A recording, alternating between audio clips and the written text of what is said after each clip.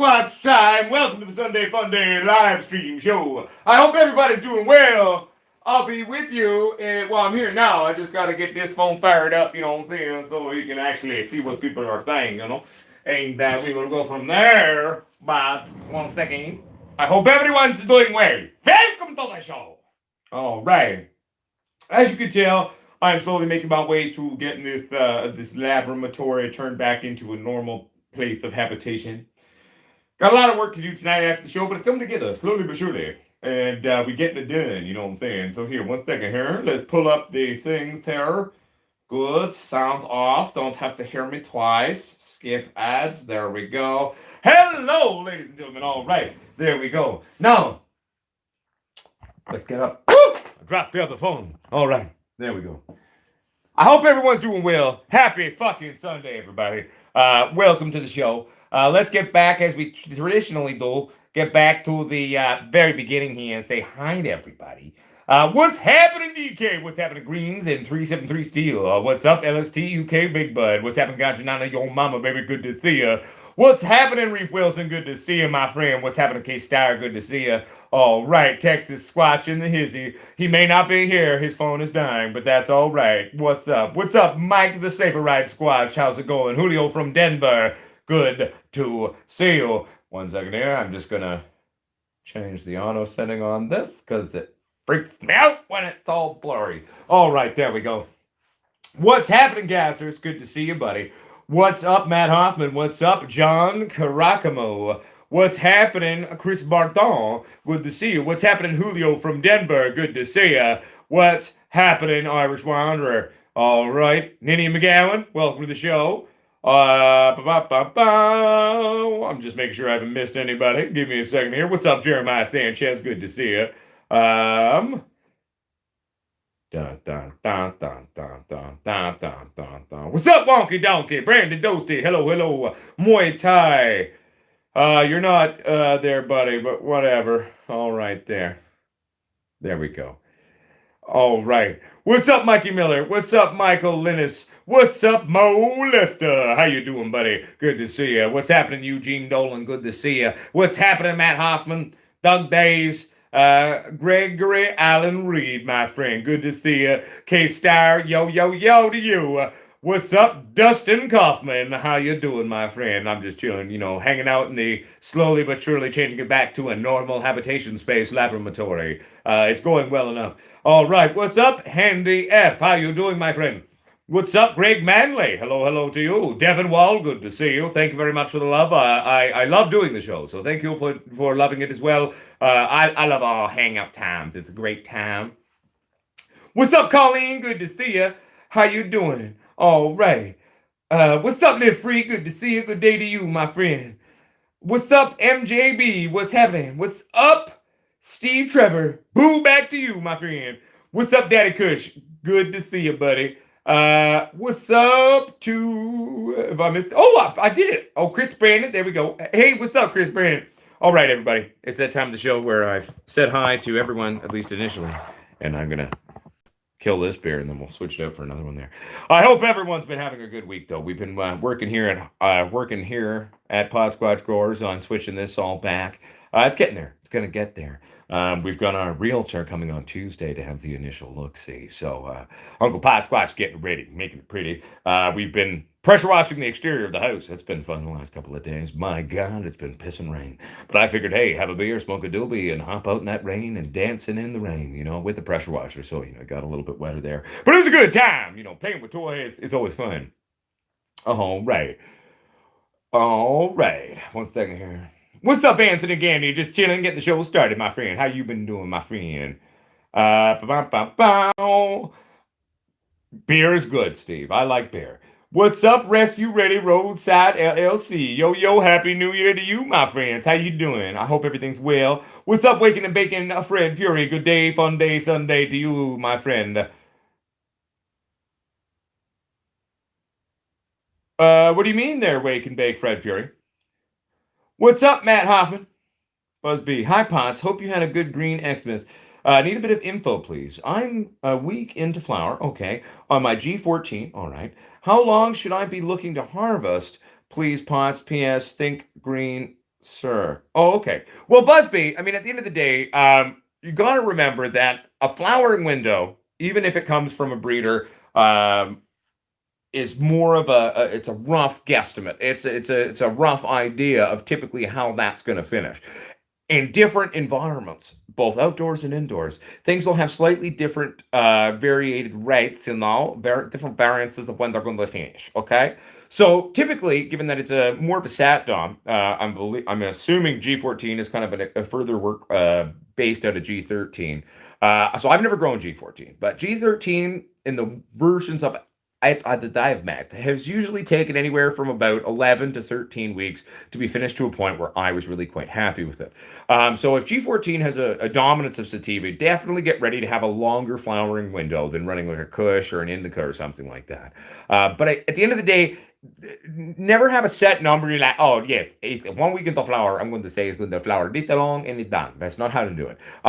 Let's say it might roughly take anywhere from like 10 to 13. So starting at week 7, what you're going to do is you're just going to start taking a look at your track crumbs. You're going to check those colors. You're going to be checking it out. You're going to be taking a look. You'll be like, hey, how the titties doing? Are they developing? I mean, where are we looking? And then you can also start to map basically from that point on, especially on a sort of a sat dom. I would normally start doing that at week 5 or 6 on an indica, but on a satty thing, I'm going to go a little bit later on that where I'm really checking it every day. And then you begin to map out its development window and how quickly it starts to develop. Okay. So, not a direct answer because there isn't really a direct answer to that. But given it's to my knowledge, a more of a sat dom thing, it's going to be a longer run for you. Really start paying attention at week 7 on this one, and then you'll start to get an idea. And remember, that perfect time of harvest is different for every grower as well, right? Some of us want it one way, like a lot of people love. I want the highest possible sensitivity, or I want the highest possible THC. So they go for that kind of like where it's all milky. Okay, that transition to ambering hasn't really happened. Where for myself, I like a lot later pick things on most things. That is still very much a true color gauge, regardless of whether we're speaking indica or sativa in terms of species, or for ruderalis for that matter. So it's a point of taste. There isn't necessarily a right time to harvest per se. There's colloquial norms, and then personal taste. So you got to pick, the way you like it, and then run with that one. You know what I'm saying? But I hope that helps. I am not on speed, Joe. What's up, Helcomaniac? I speak very quickly usually. I'm a very quick speaker. Hell yeah, Kermit Frug. I gotta love that, my friend. I love that sort of stream. It's a good time. It's funny. I saw Snoop Dogg doing a Soda Stream commercial. And I was like, "Hey, Soda Stream, where's my commercial, man?" I got a whole fucking new realm of people who are willing to buy your product for a whole different purpose. Oh man. All right, 1 second here. I'm just playing catch up here. For those of you who are new to the channel, Irish Wanderer shared that link there. That's how you're going to go check out and purchase your very own Potsquatch Growers Broad Spectrum CBD tincture. That's right. Basically, to my knowledge, the most affordable thing of its nature, pretty much available in a lot of the states there. A lot of people bring a similar product to market at like 80 to 120 bucks, and we're like, oh, fuck that. So MSRP of 49.95. Check that one out. MCT oil, baby, is very good for you. All right. And then also, Ganja None Your Mama is sharing the link to Soul Strip. That's right. That's where you're going to go find Squanch Lighting Systems. That's right. Brought to you by Soul Strip. Check that out. Okay, 1 second here. Oh, shit. That's awesome, Wake and Bake, Fred Fury. Dude, hats off to you. Dude, congratulations. Fuck, that's awesome, buddy. Well, dude, when you got your new time slot, show me how to access it, and I'll tune in to show support, my friend. Well, I feel you, Joe. Quadruple 7B.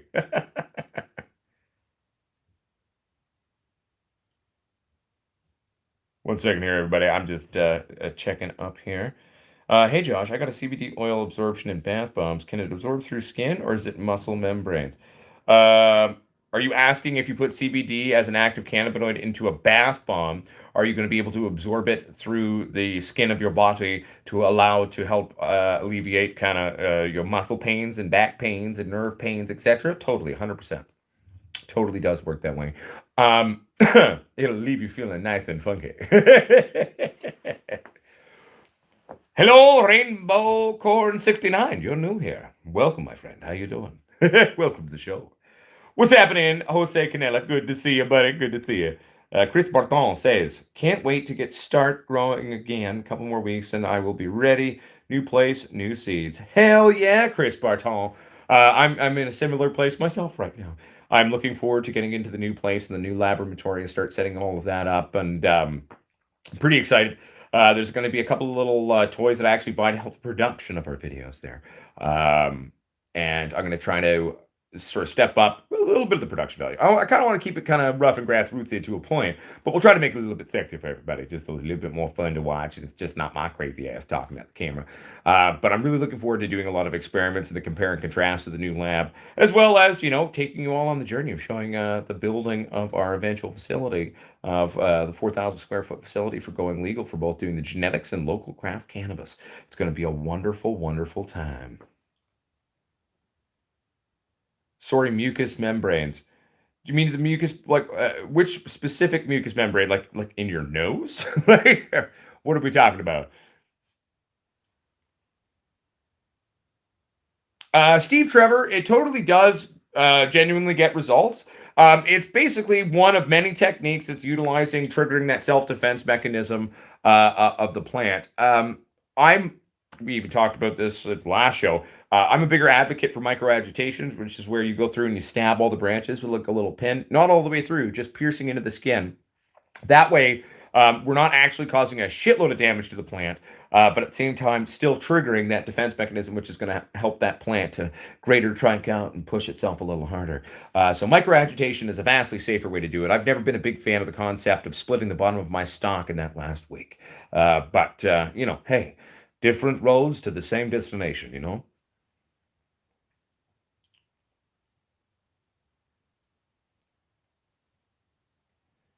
One thing here, everybody. Hey, thank you very much, Rainbow Corn 69. I appreciate it. Much love back to you, my friend. Thank you so much. Jeremiah says, just cut my tops to my plant this weekend. Left the rest to grow some more. All right, nice one. I don't do that much anymore these days, but I mean, with my license, I just like to kind of, cut her down and flip her out. Also, too, since I make a lot of dabs often and oils out of my bottoms, I get a sort of a nicer, lighter color on the less developed glandular nature of the bottom part of the plant. Also, too, when it comes to rosin and dabs and color returns in terms of dabs, that comes from the ripeness of the flower and the trikes. Okay, so an earlier peck is where you're going to get a lot of those lighter colors. When you leave it a sort of a later peck, it will come out a lot darker, a lot browner or amber, et cetera, et cetera, et cetera. That doesn't also mean it's a bad dab, by the way. It just means it came from very mature flower and it's gonna knock you on your ass. It also can mean that it's fucking really old product that was then processed or old biomass that was processed into it. It's a bit of this, bit of that, really, at the end of the day. But fun fact to be aware of. All right. One second here. Steve, Trevor, indoor. Do I do indoor, Steve? Yes, I'm an indoor person.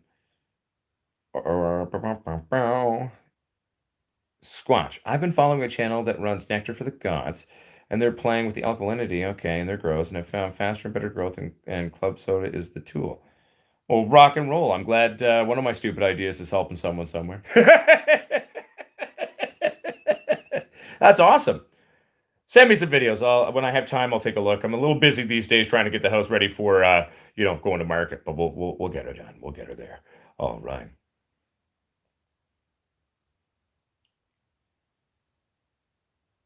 Oh yeah, my phone is continuously fucking with my spelling a lot too. Well, it's probably me just getting shit wrong half the time, but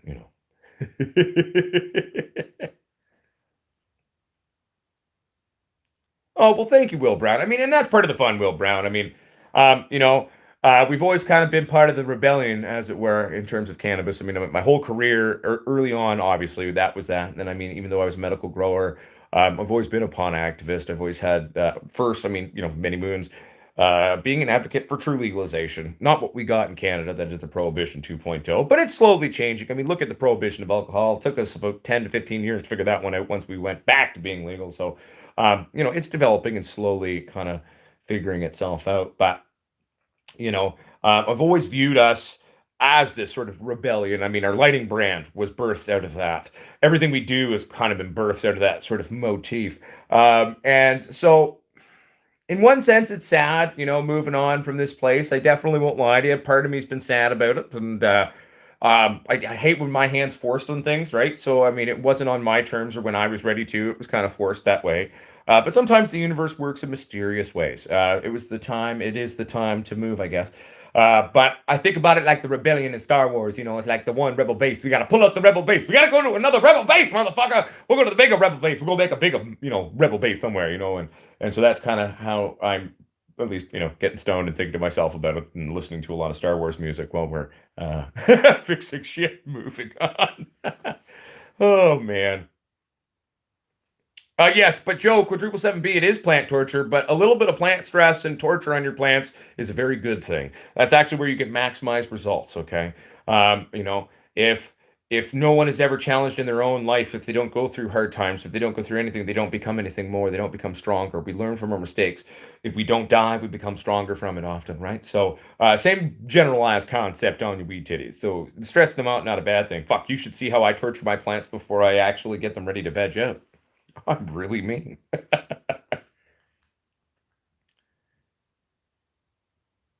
Hey, yeah, definitely, Modites. How you doing, my friend? Good to see you. Happy New Year's to you as well, my friend. All right. How bloody far behind am I? 1 second here. 60 degrees and 55 relative humidity. That sounds good, Jeremiah Sanchez.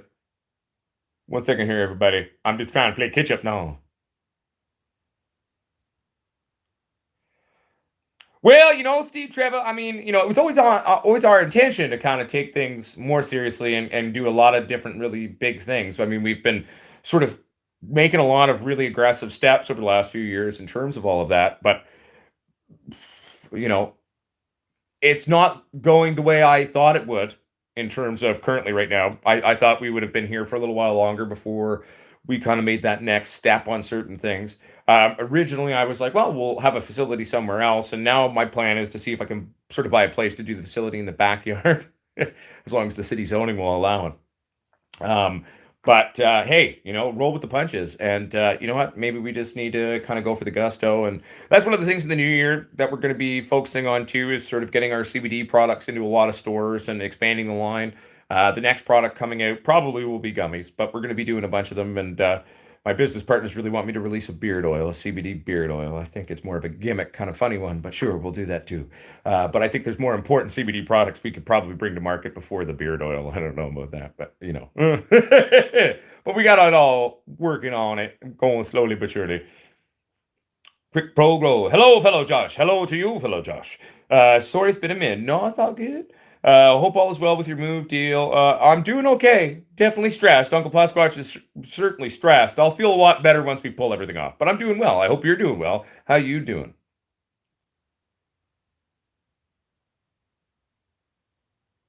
I appreciate it. No, we're doing okay there. Quick pro grow, my friend.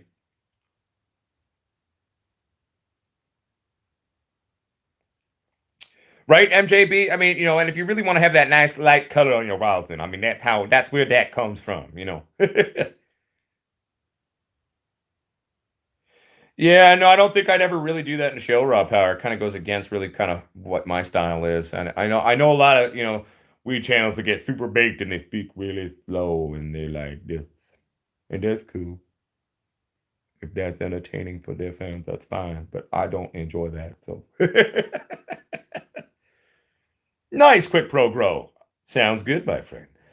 Richard Moore says, "Hi, Squatch. Have you grown Bruce Banner?" Funnily enough, no. Only smoked it. I actually have 3 or 4 different versions of it in my seed collection. That was one of the things I kind of wanted to play with a little bit at the new lab.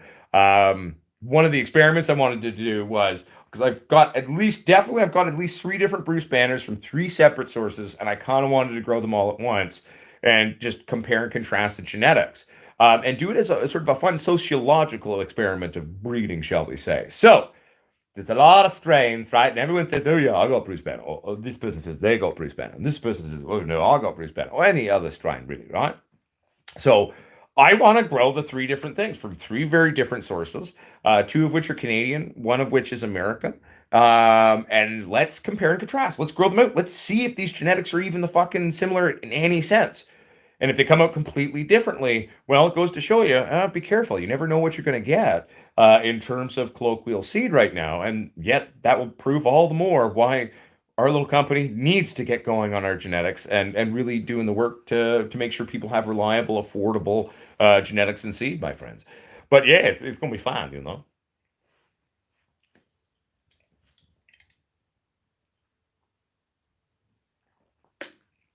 Richard Moore, also too, in terms of flushing, shall we say, if we're growing with bottled nutrients, a flush is always recommended.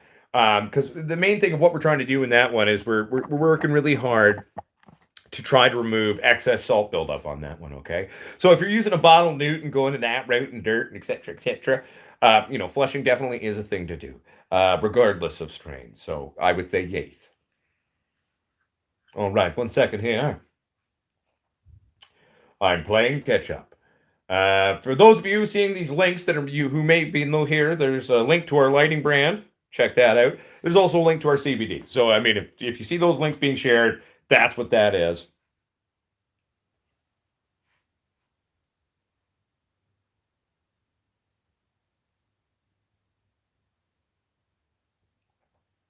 Nice, I'll say.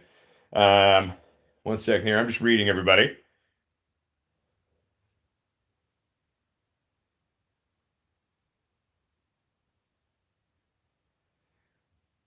Irish Wander. I mean, in basic premise agree with you, but I will say though at the same time, like topping versus just bending do have slightly different effects in terms of just sort of how it finishes. I'd say they're both very valid ways to approach it, and they have subtly different results, right? So, really, at the end of the day, it's like for me when it comes to how am I going to train my plants this time? I mean, it's kind of my mood at the time. Like I said, I like to switch shit up a lot. I like to play around with things. I like to sort of see if I do something different, what's going to happen. You know, it's like I don't know, but it's good. You know, you gotta have fun somehow, right?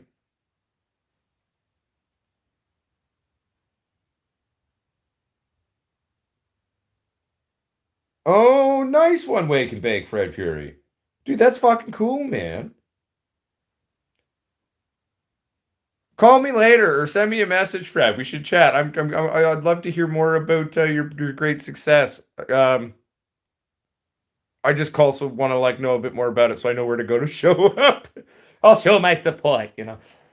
But that's awesome, by the way. I'm just really happy for you, buddy. Rick Howells. Hey, Potsquatch Growers. Farm bots made of hemp, powered by planting hemp slash cannabis. Robots take harvest to 3D printers. Human get needs slash wants for free forever. Well, something tells me, Rich Howells, I may be speaking to a computer or someone pretending to be one. At the end of the day, if they're intelligent robots who have personality and the ability to understand emotion, then I would be happy to work alongside with them. But for me, I don't want solely robot grown cannabis. For I like growing my own. And two, I just don't think a computer, unless it had an emotions chip like in Star Trek when Data got that one, and even then, I mean, that kind of fucked him up. He wasn't ready for it. I don't know. I think the spiritual side to the cannabis is a big part of the final product. It's not just process. It's not just science. So at the end of the day, do I believe that robots have a place in the cannabis world? Well, for giant companies, for sure. And hell, I wouldn't mind having a cool robot assistant, you know. But I'm still going to do a lot of that work myself because I think it does make a difference, But I'm not against the pot robots, We can be friends, pot robots who are watching at home.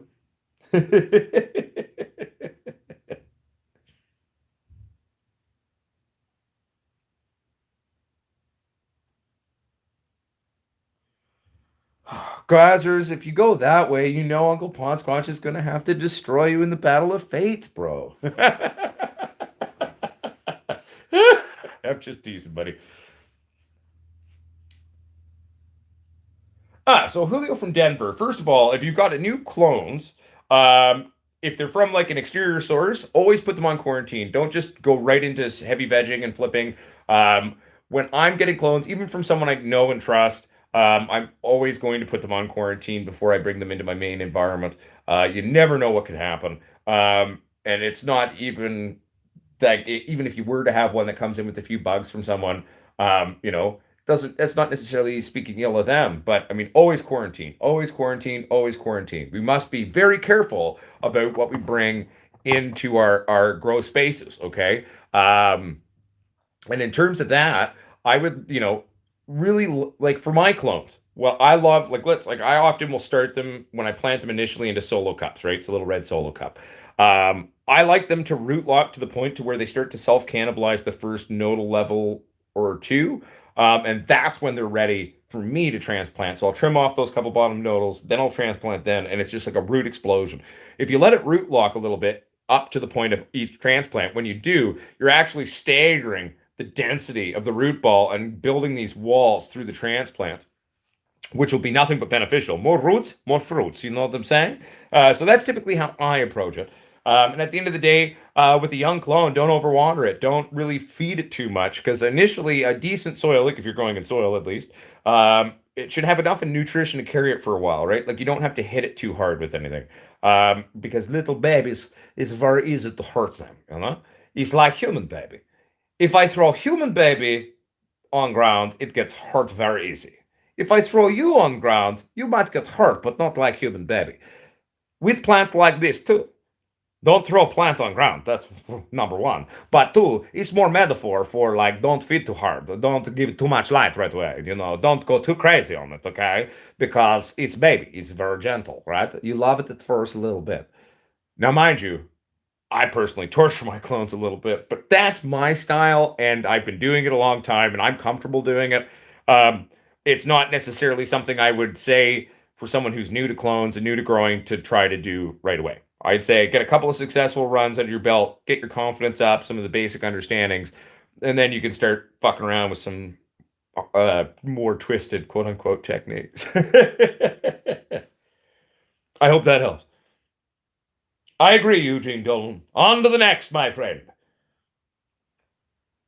Hey, what's up, blah HC Hippie 420? What's happening, my friend? Good to see you. Welcome to the show. All right.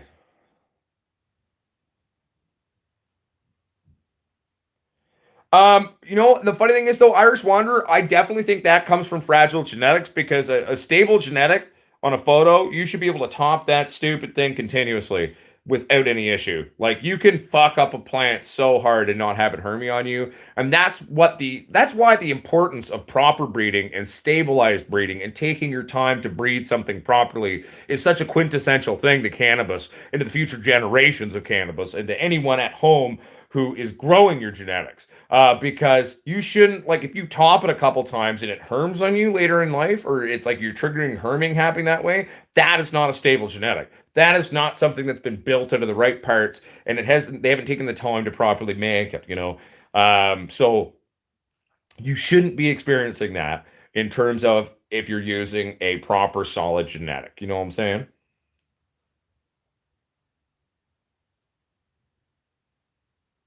Yes, Greens and 373 Steel. I will be staying in BC. I'm also an actor, writer, comedian, and filmmaker. Plus, I like BC. This is where Uncle Potsquatch likes.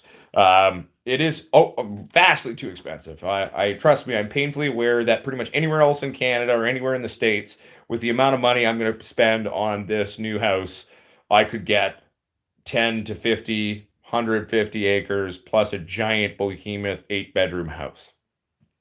I'm painfully aware of that. But at the same time, too, I want to be respectful to my wife's career, and she's got to kind of be within roughly an hour and a half of Vancouver because she drives to work every day, to and from.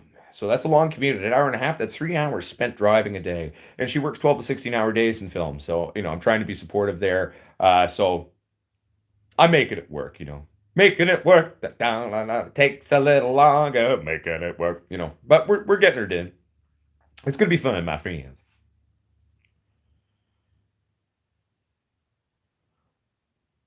Well, I mean, Steve Trevor, one of the things in the new year that we will be actively looking to get into stores and going out that way, we'll be getting the CBD tinctures into a bunch of stores. We will be like Mike's Safe Ride Squatch is going to be my first trial one. I'm going to get Mike making some cold calls to some CBD shops in the States. We're going to see how that gets received as an initial test of the waters. But eventually, one day, there will be sales teams. I mean, we're going into a lot of different branches as a company. We're going to be doing a lot of different things. So, I have every intention of eventually having our little company employing a bunch of you all over the world. That's my end goal. Give back to the community and then also our little community as well.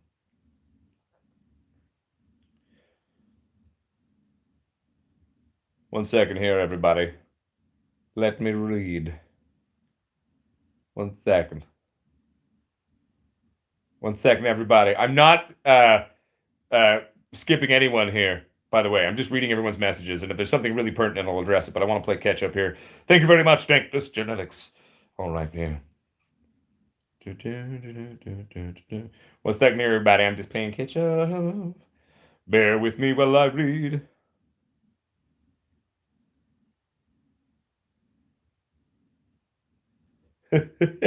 That's what I do on my personal time, Rob Hammer. Are you okay, Gotcha, your mama? I'm doing well, Chicken Hunter '09. How you doing, my friend?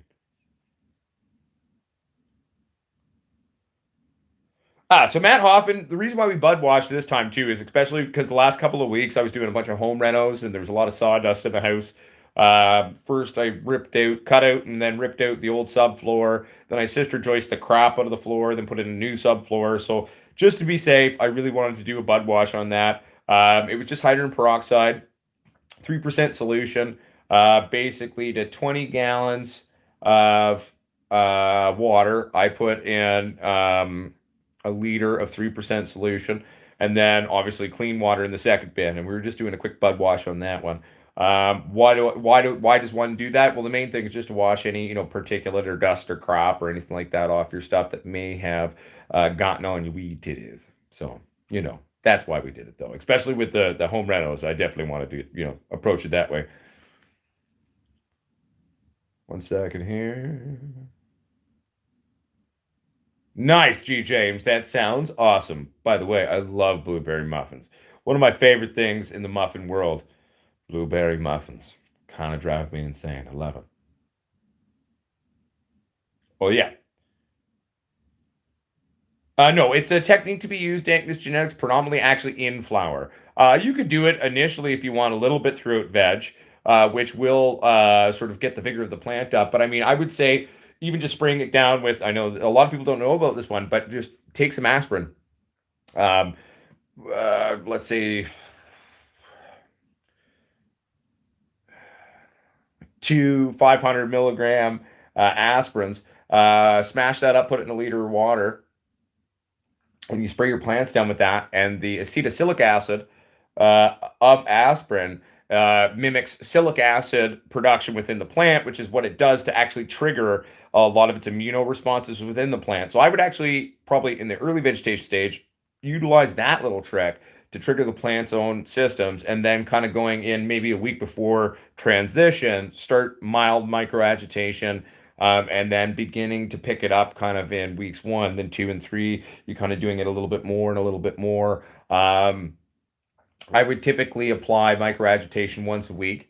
Think about it like your weekly treatment, shall we say. And then at the same time, um, I would do that up until kind of the last week there, and then just leave it be, and you should be good, would be how I would approach it, my friend. Welcome, Reverend Veritas, my friend. Welcome.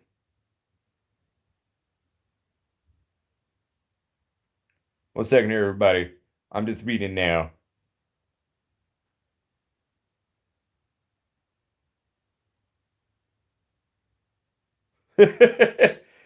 Whatever. I mean, Joe, quadruple 7B, my friend.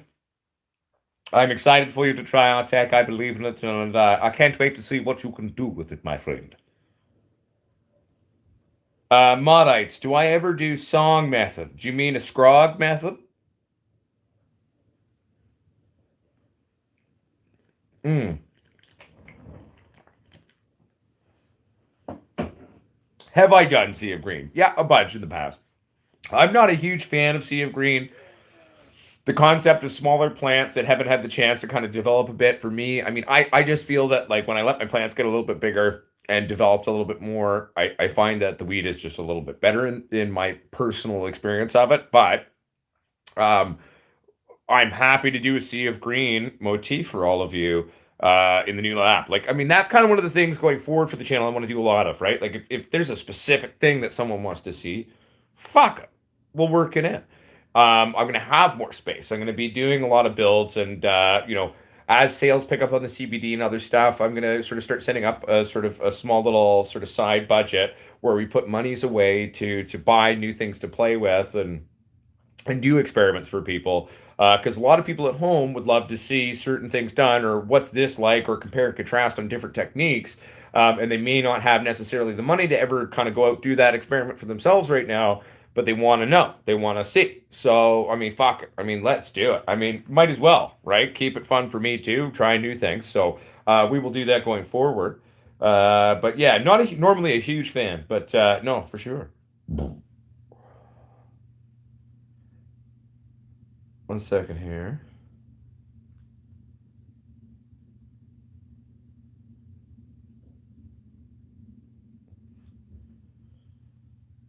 Kamagra Kamal. I mean, hey, if you got some alien tech, that sounds fun. Want to share?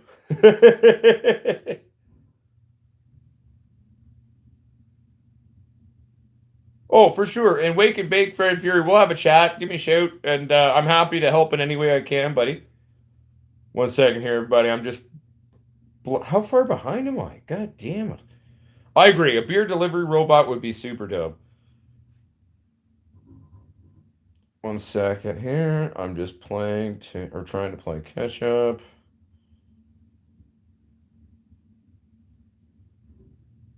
One second. I'm almost there, I think. What's up, Green Leaf Growers? Good to see you, my friend.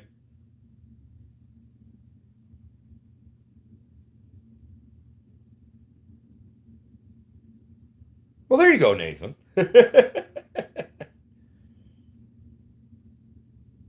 Gregory Leonard says, so in the dome, when do I open the vents? I would keep it open just a crack anyway, just to have a little bit of oxygen kind of going in there. I'm not actually a big fan of using hydrodomes, as it were, but basically, the trick to it is make sure you don't have your greenery pressing up against the plastic where the moisture is building up. That's just going to get mold and other weird shit growing on your clones and make them sick. So I would open it up just a hair, maybe every day or two, just to let a little bit of fresh oxygen in there, and then you can kind of close it back up. Or you can keep the damn fucking thing open and just stay on top of it and adding moisture into it. Do you see what I'm saying? Like, you can even use them a little bit. You don't even fucking need the vent, to be fair.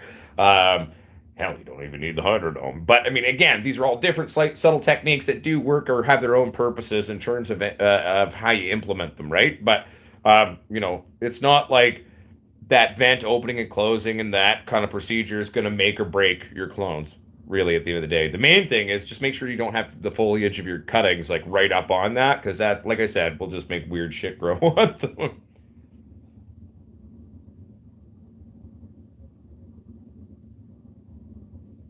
Oh, I've done a lot of music experiments, dankness, genetic. My plants like classical music and they also like rock and roll. Uh, old school classic rock. They're into that too. No, I've killed it, but I mean, I have backups, gone on your mama. So I've got Gazzers getting a bunch of the pollen for me, and he's going to be producing some backup because his freak show beans and mine came from the same source. So he's going to make some backup beans for us. So I'm going to be able to still do our freak show experiment. Plus, I have another person out there who's contacted me, sending me some of their freak show pollen. I am making plans to try to do my little breeding project I was thinking of for everybody. What's up, Red Claws? No, I'm doing all right, buddy. I mean, yeah, we're making some headways. Just, cleaning and shit in here, you know what I'm saying? Next, I'll mop the floor, or first probably do a big vacuum, then mop the floors. Then I will kind of break down the AC and do some other stuff in here. And I got to fucking break down the washroom and turn it back to a washroom and build a shower back into the shower. And getting it all going, though. But it's coming together, my friend. No, I'm saying. Good to see you, Big Klaus. One second here. I'm just reading everybody.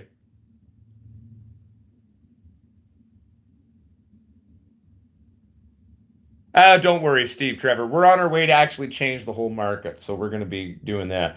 What's up, Mary Jane giveaway? Welcome to the show, my friend. How you doing? One second here. I'm just trying to read everybody. I wouldn't, Gregory Allen.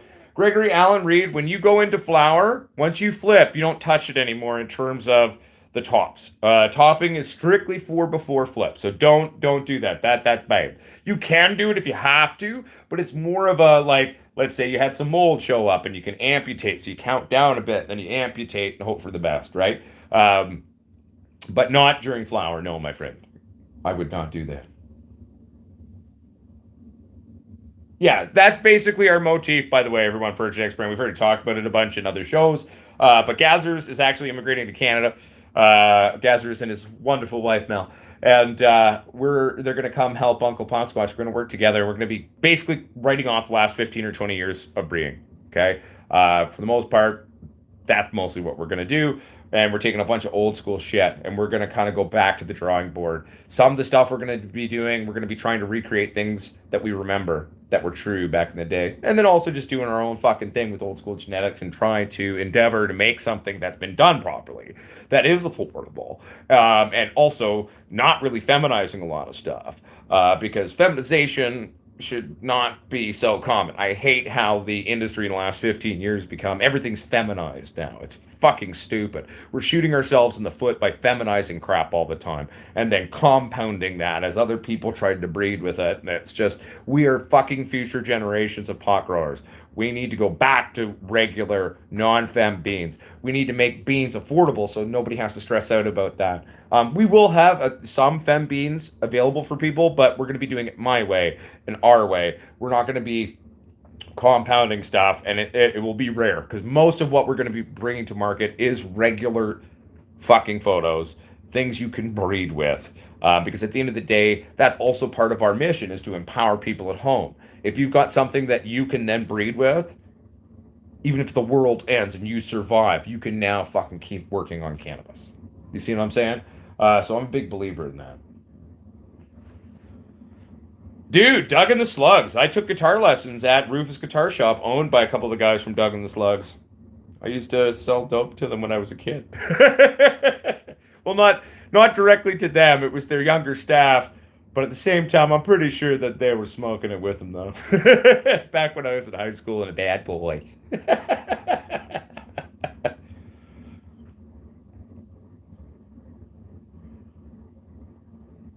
I know, Johnny Summertime. It is weird. I agree. But it's okay. We're going to have a big thing. That's cool, Mary Jane giveaway. But at the same time, we don't really advocate that being done through YouTube because it's totally against YouTube's guidelines and rules and community things. So we don't allow that kind of thing in our stuff.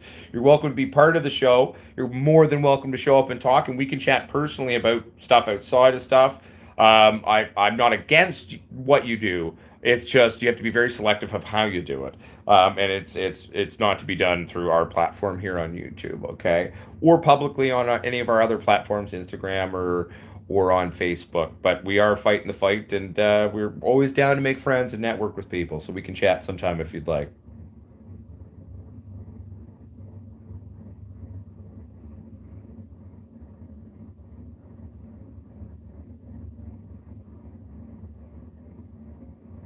No, Dubia Dot. I've killed them all. I've let them go. Um, I still have the genetics that the Franken plant came from. I've got a number of beans of that left, which is a Bubba Cherry Firefly cross, and we will just hope that Franken plant will come back. And if we don't find it again, it will join the list of super genetics that I've had that I no longer have. But shit happens. What's up, Brian Nobriga? Aloha to you, my friend. Welcome to the show. Good to see you. See you later, Nidia McGowan. Thanks for tuning into the show, my friend. One second here, everybody. I'm just trying to play catch up. Happy New Year to you, Brian Nobriga. Oh, hell yeah. And grow YVR. The good thing is you're not very far. uh, Grow YVR lives in my neck of the woods, everybody. We've yet to actually meet. I keep saying, like, one of these days, when I come into Vancouver, we should meet up and grab a beer or something. I don't know if you drink beer, Grow YVR. That's okay if you don't. I just prefer going to places where, you can have your tea or coffee and I still get beer. It's my happy place when I go to Vancouver. I don't like to go to places like coffee shops. They stress me out.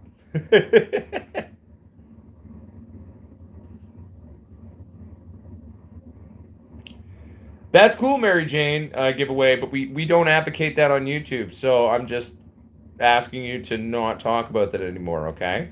Because I am going to have to put you on a timeout if you say it again. Okay, and there you go again. So guess what? Even going to do that. Sorry, bud. See you later. I reported it. Unwanted commercial spam content. That's the first time I've ever reported anyone in one of my live streams, by the way. First time ever. Respect what I say, or fuck off, simply put. One second here, everybody. I'm just trying to power. God damn it. I'm good, Aaron Rock. How you doing, buddy?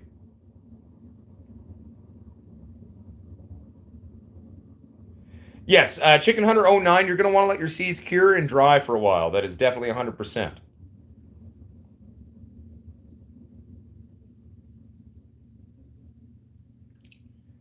How long after topping do you flip Potsquatch? Well, Oz Indica is not necessarily about topping and then flipping. It's about getting the plant to the veg size that you want. Um, you can top as many times in theory as you want, but remember, there's going to be a 100 to 300% plus stretch on your plant. So it's about flipping when you still have enough room to accommodate that, okay? Oh, Steve Trevor, that's happened before, and like last couple seasons outdoors for a lot of people here, bud rot and PM has been horrible.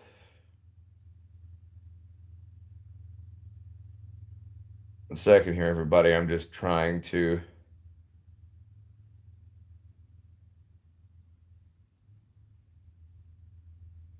Right? And when we get there, Nathan Burrow, we'll be ready to rock and roll.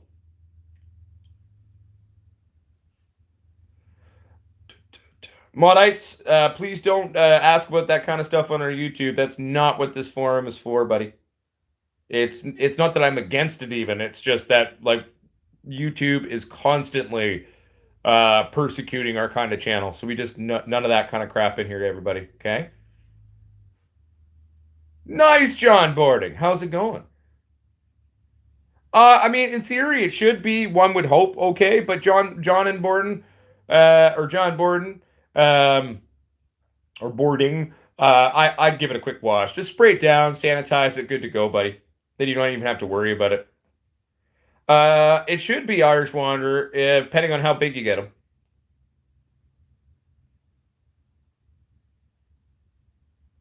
Dude, that sounds sexy, Johnny Summertime. I'm jealous. I'd love to try those.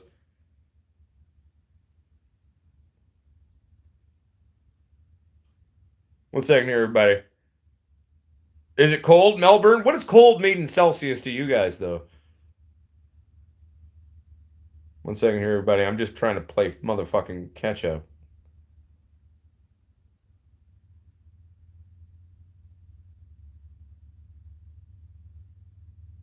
Mike Ross, I'm just outside of Vancouver by about a little over an hour. I lived in Vancouver for a little over 20 years. Currently, right now, I'm on the way to Harrison Hot Springs out in the woods. Looking at for our new place, we might end up in Chilliwack. We may end up in Maple Ridge. We'll see. We may end up in Hope. I don't know. I'm looking around.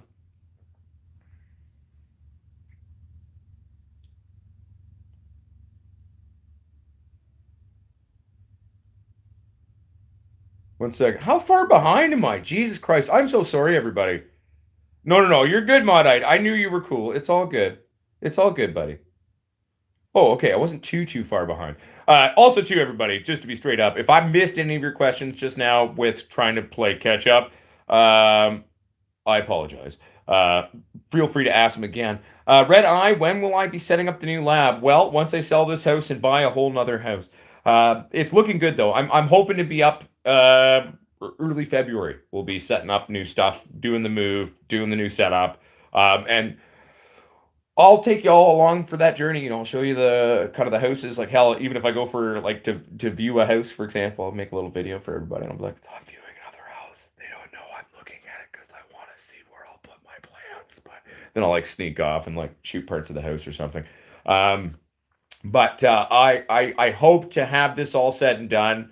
I hope to be moved into the new place at some time early February. That's what I'm working towards. But we will see and go from there. Are you talking to me, Irish Wanderer? I'm assuming you're talking to someone else.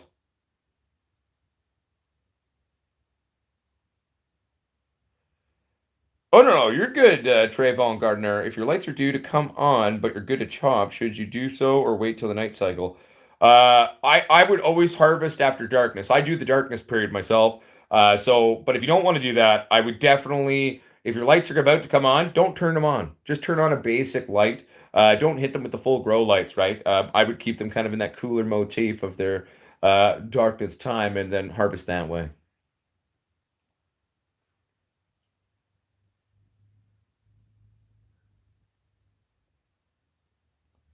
Hell yeah, Chicken Hunter '09. I will share that those are fucking extremely strong, well, good breeding stocks, those alien riffs. So it's good to do. Those ones worth your while that way.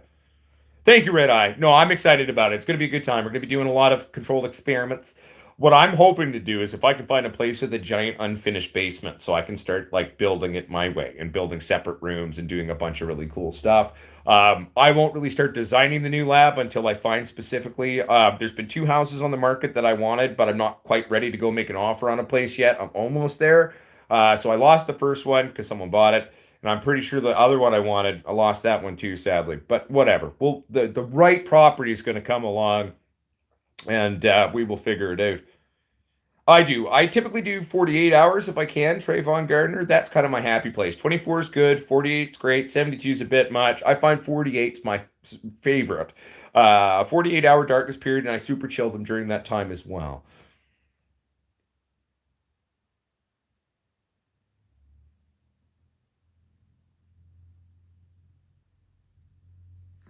All right, everybody, I'm just reading.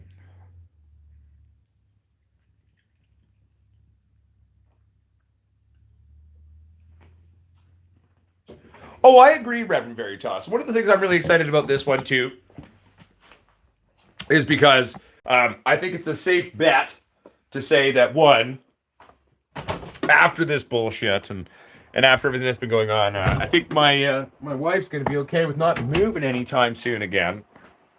Hell, I'm trying to find a place where we actually build the facility in the actual backyard itself, right? So at the end of the day, you know, um,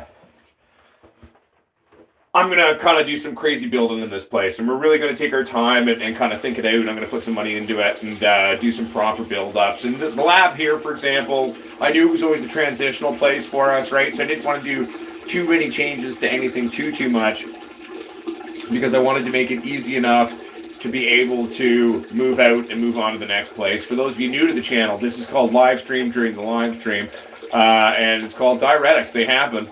And sorry if it offends you, but tough cookies. Beer. It happens. But anyway, so long story short, I'm pretty excited about that though. That's where like the last place that I'm pretty sure sold had this gorgeous, giant, completely open, unfinished basement. I could have totally came in and built tons of walls and segregated into a bunch of rooms and different flowering and vegging rooms and experiment stations and etc. It would have been perfect. But sadly, it's a timeline thing for me, right? Like until I'm very close to getting our mortgage approved, which is great. So that should hopefully be done fairly soon, I'm hoping. As long as I sell my house, which will then give me said down payment to then afford said mortgage, we'll be good to go. So it's just, we're getting close, but I'm not quite at the position where I'm able to start making offers on places yet. I'm getting pre-approved for the mortgage this time, getting that locked in, knowing what my budget is, so I can aggressively go after places when I'm ready to.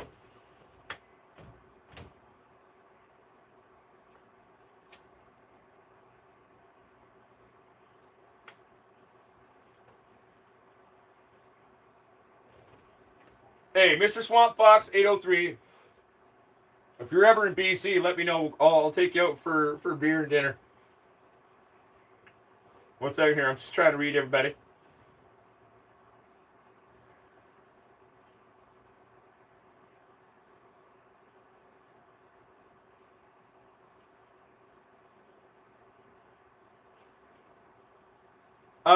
You know, Trayvon Gardner, when I was younger, I used to smoke weed like continuously.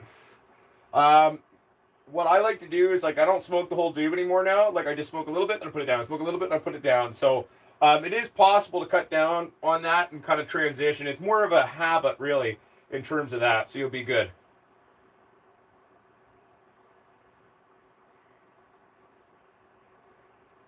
Thank you, Shady Boy. No, I'm used to it. I'm used to pissing on camera now, I guess.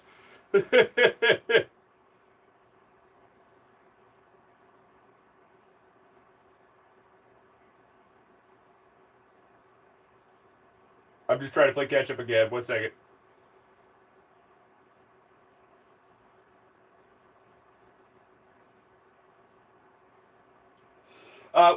Black Hippie 420. My favorite approach in general to breeding is if you've got a ready to throw male and you can lock him in a room with some ladies, then I say do it, right? Because you're going to get your best results that way, and you can still harvest the pollen from that nut tent or that nut room, shall we say.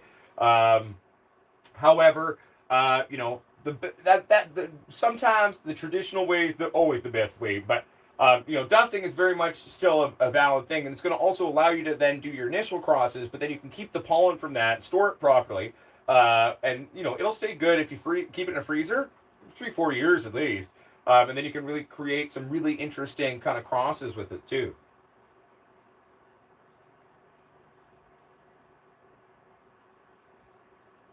Now I just got a bunch of hair ties in it, Scotty. Fuck, Scott, it's good to see you, buddy. Everybody, the Murph is in the house. The Murph is in the house. Murph is my friend who hooked us up with that Hindu. Thank you, my friend Murph.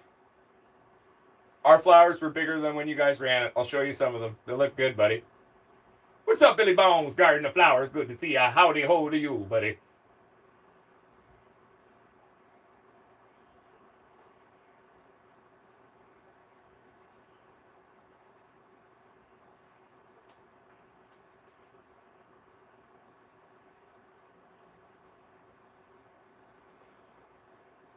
Jamie Porter, Happy New Year to you and welcome to 2021.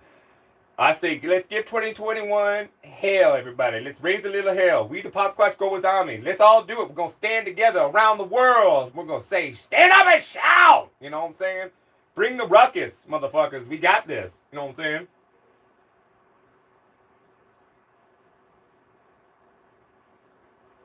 saying? LST UK Big Bud, that makes my rebel heart very happy to hear you say. You're making Uncle Potsquatch proud, bud. You're making me proud. Because even though I'm in a part of my career where we're going fully legit in every single thing of every way and doing it, just trying to play the game, I was always the bad boy from the other side of the tracks growing up. That's how I learned. That's how I made my initial career, my first name. I used to be known as the West Coast Doctor in BC, and before I became the Potsquatch. And at the end of the day, that makes me proud, man.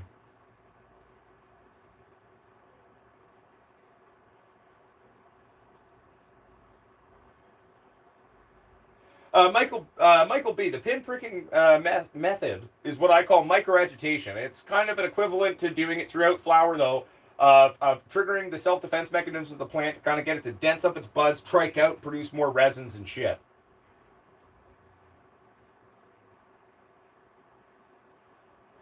Mr. Swamp Fox 803. I've never personally used the recharge product.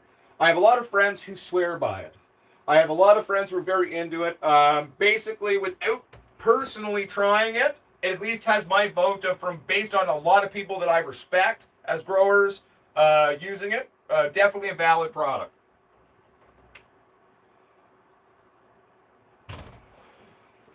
All right, back to the lab, everybody.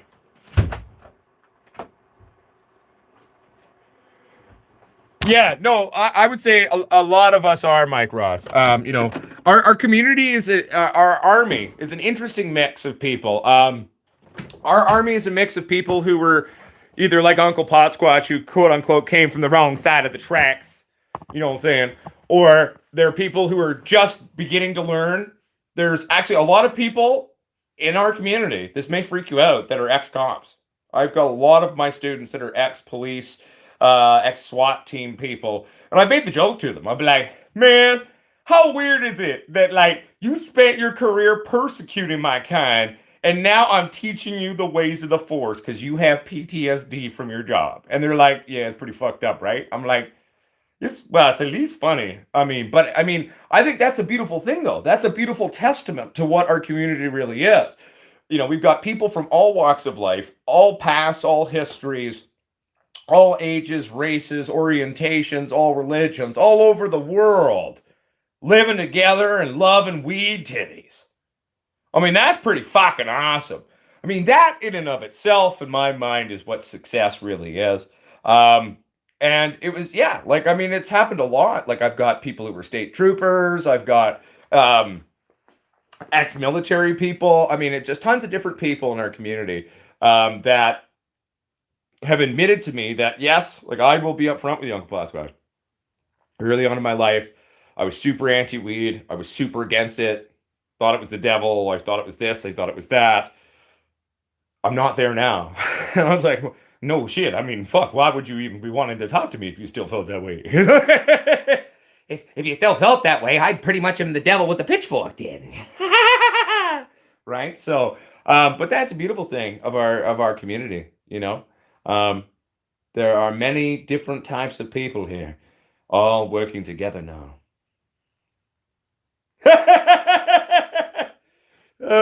Red Claw's good. I like that. He's like, I'm from the reserve, man. There ain't no tracks here. I'm all like, oh, right. Well, then how would it work there then? Like, how would you say the bad boy, the bad girl in the community? They're like the wrong side of that tree stump. Like, nah, man, he down that way, man. He comes from the part of the res where the moss grows on that side of the tree, you know? Like, I don't know. But the funny part is I think a lot of us were those rebel bad people, quote unquote. A lot of us were the classical good people. And really, at the end of the day, here we are today in 2021, realizing we've all always been good people, working together. We're a community. Work together.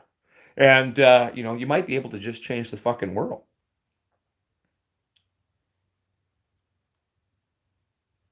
Oh, 100% Mike Ross. But those aren't like the kind of ex-cops that are the ones in our community. Those are the ones who basically got rich and ran the police force and then went and like, well, we've spent our careers fucking the pod people. I'm going to go make money at a big LP. Well, guess what? All the big LPs are pretty much losing a shitload of money. So, like, I'm glad that's working out for them. The true cops, who were the ones who didn't make any money, who pension was shit, who got fucked up from their jobs, those are the ones that are part of our community. They're called real human beings. Not to say that the people who are, doing that aren't real human beings. I respect their basic existence, but I don't respect what they do in the industry. So at the end of the day, I'd much rather have the ones we got than the ones they got, Any goddamn day of the week. 1 second here. I gotta play catch up now.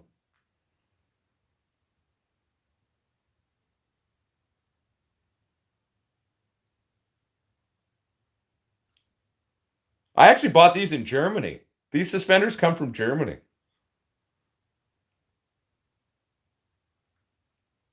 Oh God, Red Claws, you have no idea how badly I want to say that, but then I don't want people to hate on me for doing the fucking accent, man. I want to do it so bad. That's a good one, Red Claws. Fuck it, I'm a comedian. I'm gonna do it. Everyone, Red Claws, in response to kind of when I was talking about like the Ma stuff. So here's Red Claws goes, "Yay, he's like from the wrong side of the teepee over there, eh? Yeah, fuck, that's good, buddy. I love him. Red Claws, that's awesome. Oh, he's from the wrong side of the teepee. That's the side of the teepee where the moss grows. I love it, buddy. Red Claws, if you were here, buddy, I'd give you the biggest old fucking hug, buddy. You were wonderful. Actually, I'm going to share a fun story about what's a beautiful, beautiful thing about our friend Red Claws here.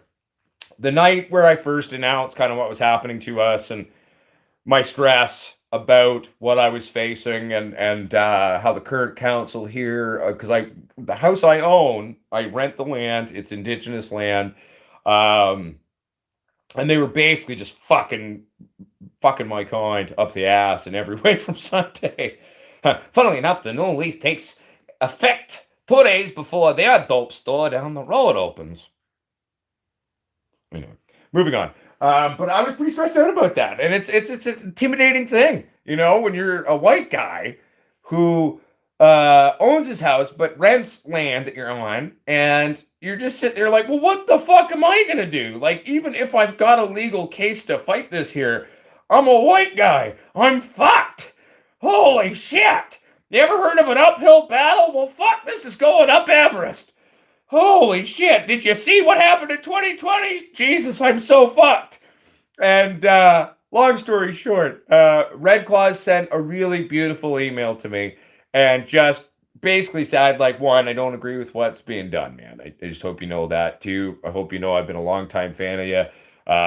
And Red Claws just shared, like, hey, I don't know how it works where you live, but like on my res and stuff, he explained some of the stuff of how councils work and sort of certain types of cultural stuff of how the community will function as possible hypothetical ways to maybe deal with it. And I won't lie to you, that email coming through that night after that show just meant the world to me. Like, because for that week, for the few days leading up to that show, I'd felt so alone. I was like, oh my God, I'm so fucked. Like, even with the best lawyers, and if I had money, it would be a very hard fight to try to fight. And luckily, we've figured out a way forward, hopefully, and we're working on it. But so anyway, everyone, big shout out to Red Claws. Red Claws, just want to say thanks again for your reaching out to me, bud. Fucking meant the world to me, dude. And I really appreciated someone reaching out saying, like, hey, man, I'm indigenous. I think it's fucked. And thank you, dude. Long story short, thank you very much. Meant a lot to me, man.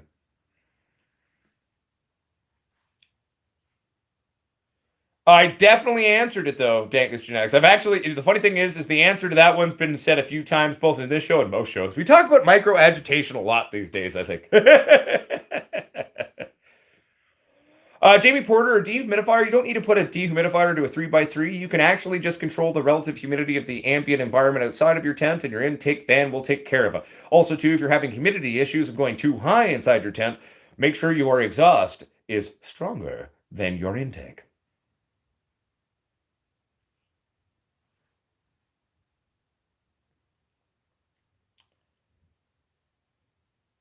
Um, I'd have to see some pictures, Julio, from Denver. If you want to send me an email about that with some pictures, I could take a look. What part of their life are they in terms of the development? What's up, Dank Knowledge? Good to see you, buddy. And greens in 373, you're into 5 by 5. If we're talking about relative humidity in a 5 by 5, same thing.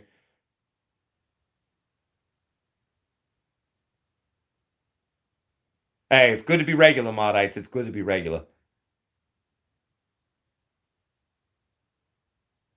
Hell yeah, buddy. Back at you, man. Hell yeah. Red Claws, if I'm ever in your neck of the woods, again, I believe it's the Fredericton area. Buddy, I don't know if you drink. I do, but let's go grab some beers or I'll have a beer and I'll buy you whatever you want. Go for dinner or something. I'd love to sit down with you and share a meal, buddy. Fuck yeah. On me, buddy. 100%. Case Dyer says, have you ever air layered a branch rather than the normal cloning method?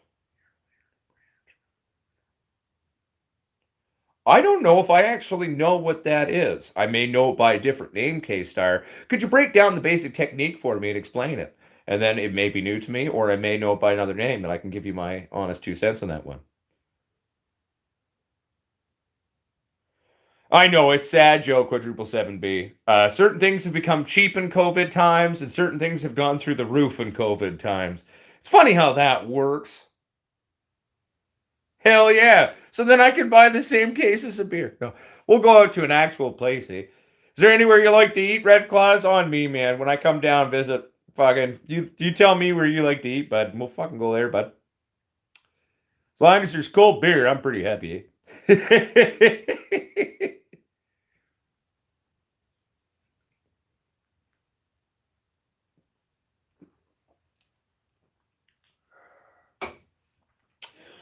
Well, Billy Bong's Garden of Flowers. It's not really actually at the end of the day about how many plants you have and how much dope you grow. You can grow a pound on one plant. To grow a 1 pound plant indoors, you're going to need sufficient room, sufficient lighting, sufficient root ball size, and you're going to also need to do some training on that one and use the right genetic. So really, it's about so basically, let's talk about basic space requirements. I'm turning this way so I can visualize the empty space of thing. You see, I'm doing it in my brain. 1 second. Like you can easily do more than a pound in a 4x4 for sure. Okay. So in a 4x4, let's say, let's go with a 5x5 because I like 5x5 a little bit better than 4x4. But let's go 5x5. Basically, you're going to need to have sufficient light. A double squatch, either double racks or double squatch is more than fine for that. I would probably put in there 4 plants. I would do 4 or 2. I would do, if I'm doing 2, I would really veg them out and train them out and really fill the space. But yeah, go 4 plants, one of those rigs, one of our rigs, or a rig of equivalent power. 5 gallon minimum on that. On a 5x5, you should be able to actually use 10, so maybe go 10 gallon pots into the 5x5 if you had a 5x5, right? But yeah, so I hope that answers your question and helps you to initially get to a point in your head where you can kind of start to imagine it and picture it, my friend.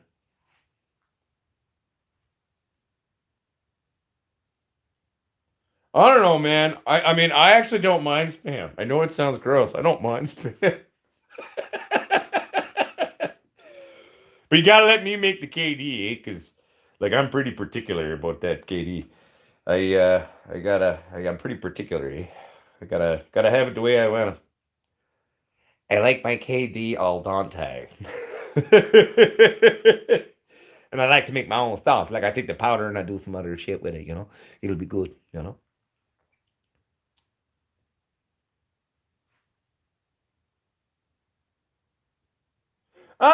So K-Star, I've never done it with that exact technique. I've actually bought a couple of cool things where you strip the plant and then you actually just put this sort of cup ball thing around it with sort of like Piedmont based dirt and do it that way. I've done it a few times. I've done it more so on like trees and stuff like that. On friends' properties that I wanted to take stuff from years ago. I have done it a couple of times on pot back in the day. So not quite exactly the same technique, but I have played with it. I find it intriguing for sure. In terms of cultivation and for cannabis indoors, I mean, it's more hassle than it's worth, in my humble 2 cents. But it's a fun. Like I like doing things differently, and it's fun to do it differently. Do I think it's overly effective and feasible for a decent sized cultivation? No. Do I think it's fun and super cool? Fuck yeah.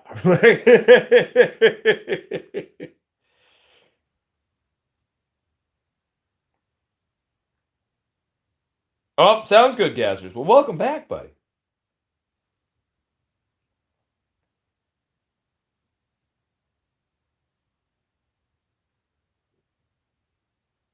Hell yeah, wake and bake, Fred Fury. 1 second here, everybody. I'm trying to read. Ooh. Jamie Porter, you're definitely gonna want to get a dehumidifier running the relative humidity in the room, and then get that having a direct like a dehumidifier that has a direct drainage, and get a hose going out of that into a drain. Definitely gonna say you should do that.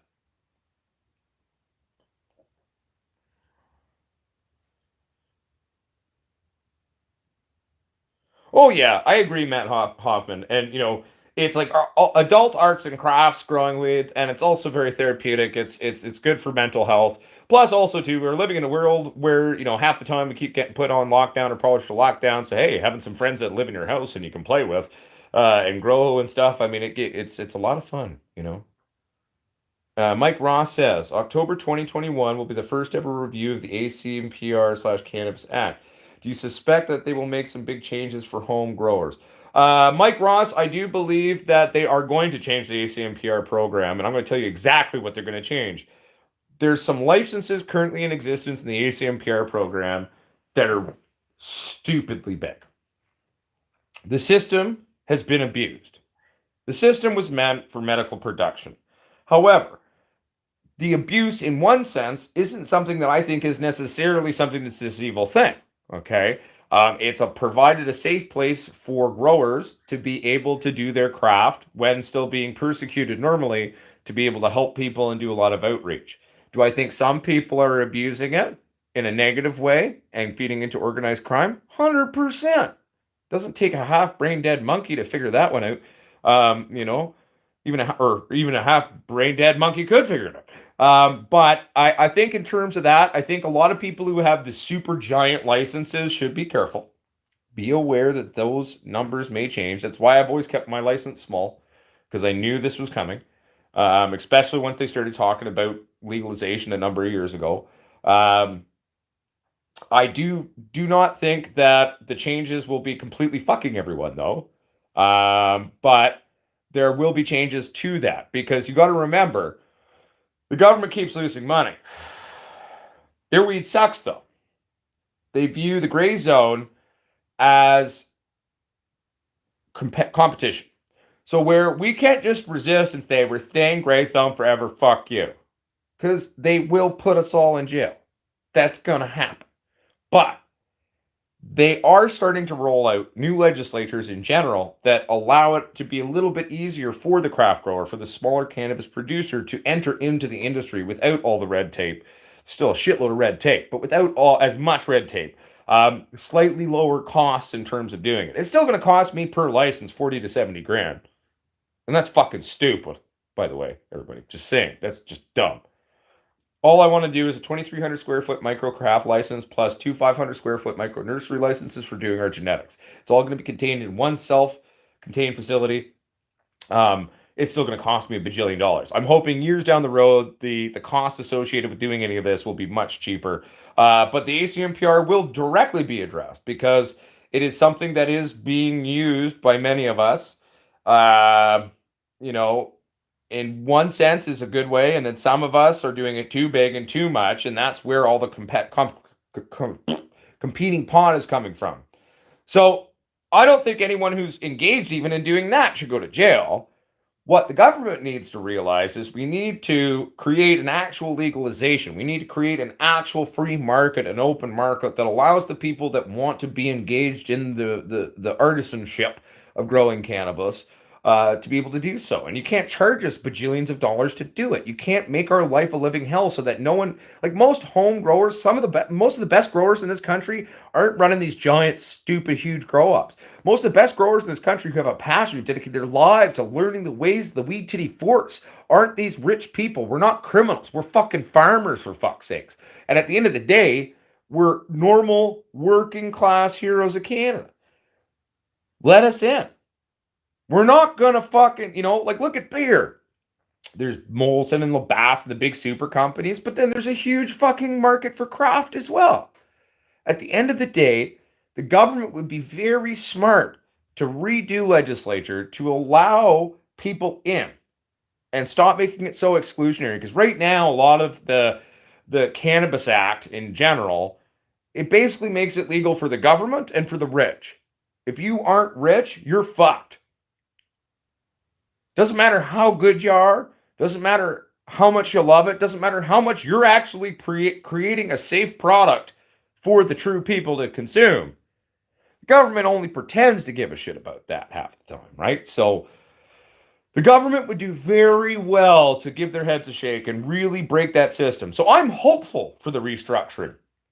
I'm very hopeful that maybe the government will begin to start to realize. I mean, at least the provincial government here, the new BC NDP of 2022, the new farm to table legislature, or what we're calling Farmgate, will allow us, for example, when we have our licensed facility and our craft and our micro nurseries, we'll be allowed to set up a small dispensary. We can sell farm to table cannabis. Like if I were a farmer selling peppers and shit, you want to come buy it from me at my little stand on my property? Perfect. Come check me out.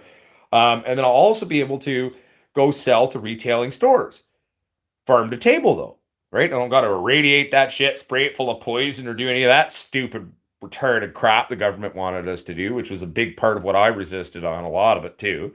Um, and we'll be able to bring fresh farm to table cannabis to local communities. It's no different than a fucking goddamn farmer growing something on their fucking land and selling it to a local produce store. Like, it's not. Get over yourselves, right? So I'm hopeful. I'm hopeful. BC's legislature is opening up. Things are changing. Things are becoming a little bit better. So I think it's still going to take another decade before we really start to have a fucking clue on half of this shit. Well, we have a clue. We all know what we think will work and what we know will work. Government is a little bit slow on the uptake, though. But we'll get there.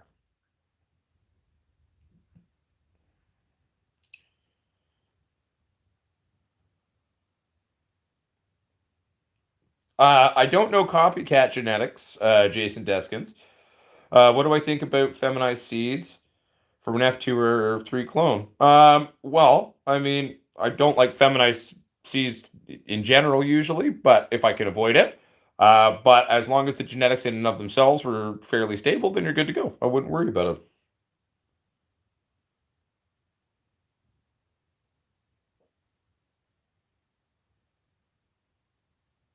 One second, everybody. I'm just trying to.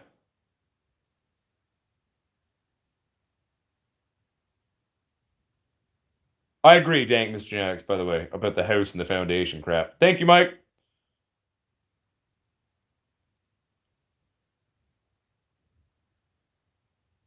One second, everybody. I'm just playing catch up here.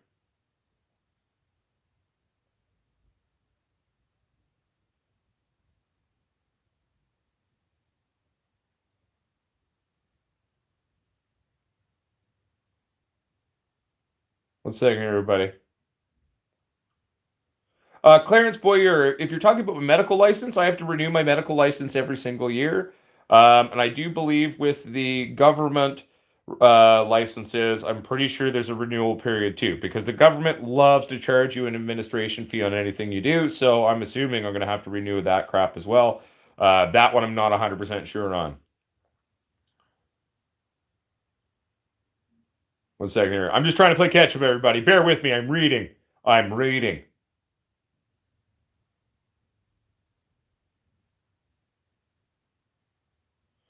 Yes, and Mike Ross, that's one of those things that you got to remember though too, that it's just going to take some time to figure stuff out. Okay, cannabis in general can replace a shitload. Like over 80% of Canadians have a daily medication, or even if it's just pop a Tylenol for headaches or something that they can replace with cannabis. I mean, it's a big threat to big pharma. And big pharma has a lot of investments in a lot of these big pot companies, but they keep shit in the bed. They don't know what they're doing. Because it's not just making a pill. It's not just fucking putting some chemicals together and doing it. It's a little bit different now. Weed, growing good weed, weed that people like, weed that people want to grow. Actual fucking cannabis, okay? Isn't just that, right? It's a little bit harder to do. And so at the end of the day, you want people to be able to go like this and go, oh, you stinky bitch. Oh, yes. Tell me your dark secrets. What is one thing? Oh, yes. Oh, yes. Right? But at the end of the day, though, government weed doesn't do that. Weed's supposed to do that. So, I mean, at the end of the day, it will all figure itself out, my humble 2 cents. Legislature will prevail. People like myself, people like all of you, if we keep being active in our industries around the world, standing up for our rights, standing up for the way it should be shaped, and as things begin to shape and change and develop, I truly do believe we'll be able to find ourselves eventually into an inclusive space, into a free market that makes sense, And we can actually just go about being the normal, hardworking citizens that love pot and who are farmers and retailers and business people, which is what most of us have always been. We're not criminals. We're not these dangerous, seedy people in society, like, the press and governments like to, paint most of us as. But we just are honest people who fucking want to grow weed and sell weed. Like, fuck off. We like a plant. It's not crack.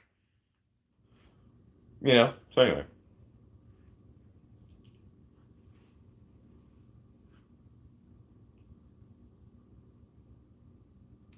Well, the thing I find fucked about the UK LSD in terms of the illegality is for years the UK has been one of the biggest medical cannabis producers of the largest medical cannabis exporter in the world. So your government's been making money off of it for fucking years, bro. But it's illegal for you, the people? That's just fucked.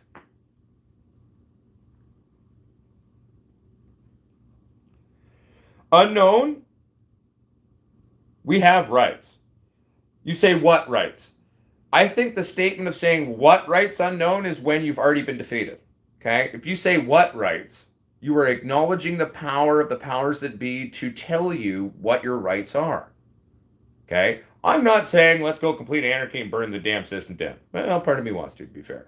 I'd like to maybe burn it down and rebuild it a little bit. But, I'm not against government in basic premise, okay? I'm pro-government in general. Maybe not the government's currently. But at the end of the day, you got to remember that you do have rights. Rights are kind of something we've imagined, though. Like, it's not like this, not that I believe in God or a God-given thing. It's not like a universe-given thing, okay? Rights, the concept of a right is that in and of itself. It's a concept. And we got to fight for it. Previous generations fought for things and fought for rights. And they sometimes did it the right way and sometimes they did it the wrong way. But at least they stood up. But we have to have intelligence. We have to have critical thinking when we are standing up for said things. But if you think of what rights, oh my God, we're just fucked. Thinking like that, you are completely never going to have any rights. So at the end of the day, rights, human rights, in many senses, are a human invention. We came up with them. But it's not a bad idea. It's not a bad thing for humans, for animals, for things that live and breathe and exist to have basic rights, basic rules of don't fuck it up. That's not okay. This is okay. That's not okay. These are good things. But they didn't just happen. It's not like we got handed a list of that. What rights do exist have been fought for. They were thought up by someone. And then they went forward and fought for that. You know what I mean? So remember that, okay? You know what I'm saying, my friend?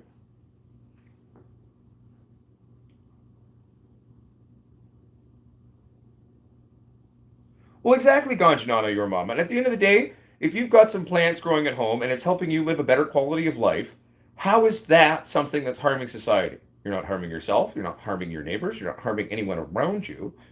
Um, that should be okay. And it will be one day. We just got to stand up and fight for it.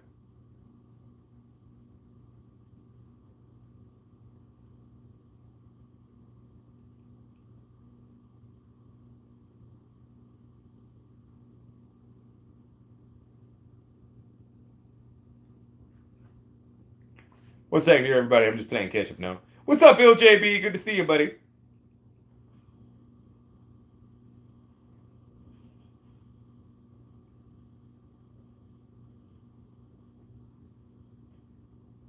Yes, you totally could do that. But Jamie Porter, you're going to be either cutting it back or training it out typically. So if you train out a lot of its top growth that way, and then, like, for example, splay the plant out this way, it's going to be quite wide, but then its growth upwards is going to be vastly reduced because normally those main sections, which are your main parts that are going to become your high parts of the plant, are now going out. So they're going to stop kind of going out as much, and then it's going to redirect and shift energies into growing up. So that's how I would approach that one, my friend.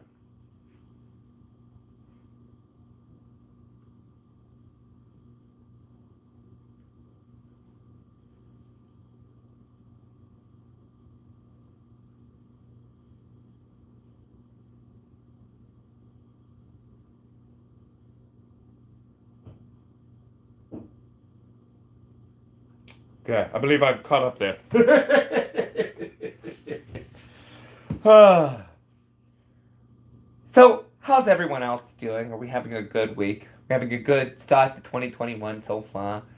Yeah, we're doing okay here. Here, I'll do a quick moment here. We'll show you around. So this is, I've still got to break down the AC there. Gonna, wash the walls. I might do a little painting. I've got to still clean the floor. I've still got a little bit of poly up. I got to take down. I got to finish converting the washroom back. But it's weird, eh? Look at this, guys, girls, C's, and theys. It's like a normal room now, basically. It's weird, right?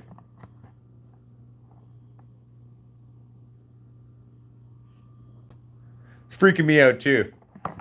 But doing what we gotta do.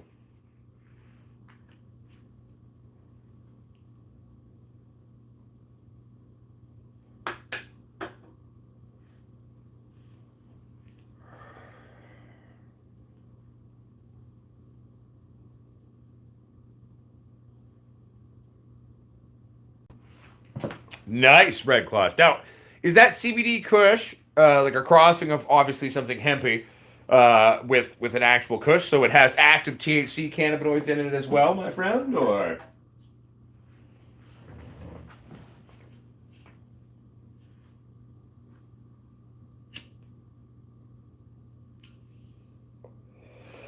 Oh, I mean, Dagnas genetics. I mean, at the end of the day, that's very common. There's a lot of hypocrites out there in terms of both the industry and everything that happens in the world. But I mean, like the one thing I will reassure people out there is we outnumber them.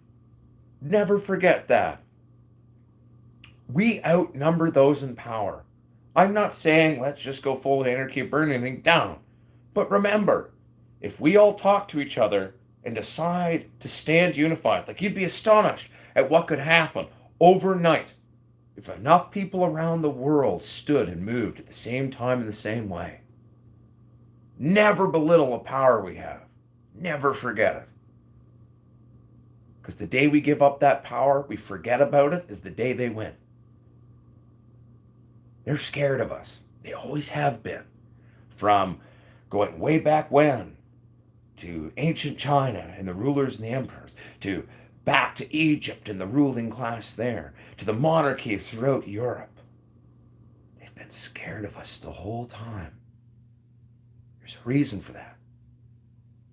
We're more powerful than they are. We just have to remember that. Okay? That's what I'm saying.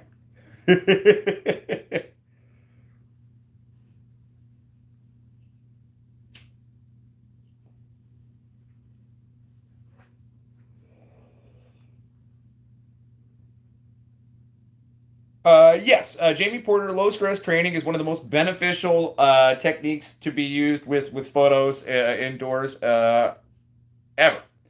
To be fair, when using low stress training coupled with some high stress training motifs, that's sort of the winning ticket there. That's kind of having the two good edges of that sword, and you're just shanking and stabbing and going and slicing and going. But at the end of the day, to answer your question, can you just do low stress in general? Yes, 100% you can. And it is very, very, very much a beneficial thing.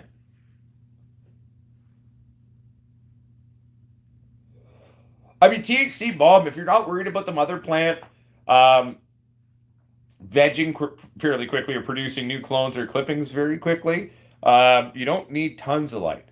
You really don't. Hell, even just having some basic fluorescence going or compact fluorescence will give you a slow veg, but will keep the plant alive, especially with some general maintenance and loving it. You don't need tons of light unless if you're wanting to crank out like in a 2x2 mother plant and keep cranking out a shitload of clones. I'd put something a little high powered, a little more high powered in there. I'd throw a little squatch or something like that in there, X4 board style, and just go for it. Okay. Where is it, Canna? Man, go eat shit. Red Claws, I don't think Ganjanana meant to time you out. I think she did that by accident. Yeah, definitely was an accident, Red Claws. Ganjanana, I think, clicked a button. Red Claws said, everybody. Yeah, man, supposedly it's a 50-50 strain CBD to THC. Okay, cool. Candy Kush was something else. I looked it up for you one time. I already forgot what the lineage is, man. Oh, that's all right. Red Closet happens in my brain all the time. It's a special place. 1 second. Can a man go eat shit? I don't see your question.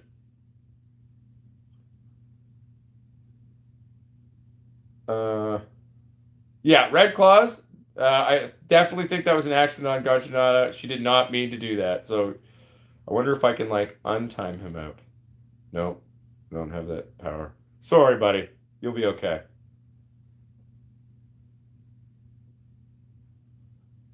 Okay, so can a man go eat shit? What? I tried to scroll up. I didn't see any questions. Just random statements. I did. Can a man? Just retype it. It's easier that way, buddy.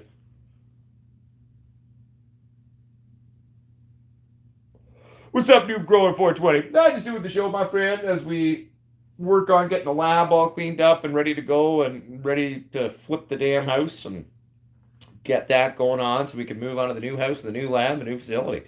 But it's going well, man. How you doing?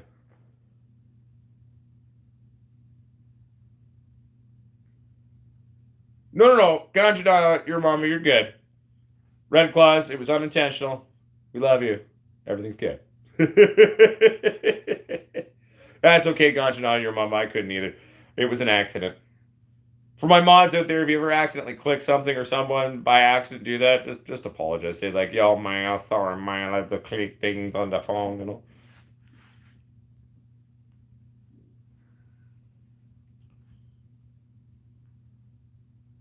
Could I look back at 7:34, please? Okay, seven. Oh, okay.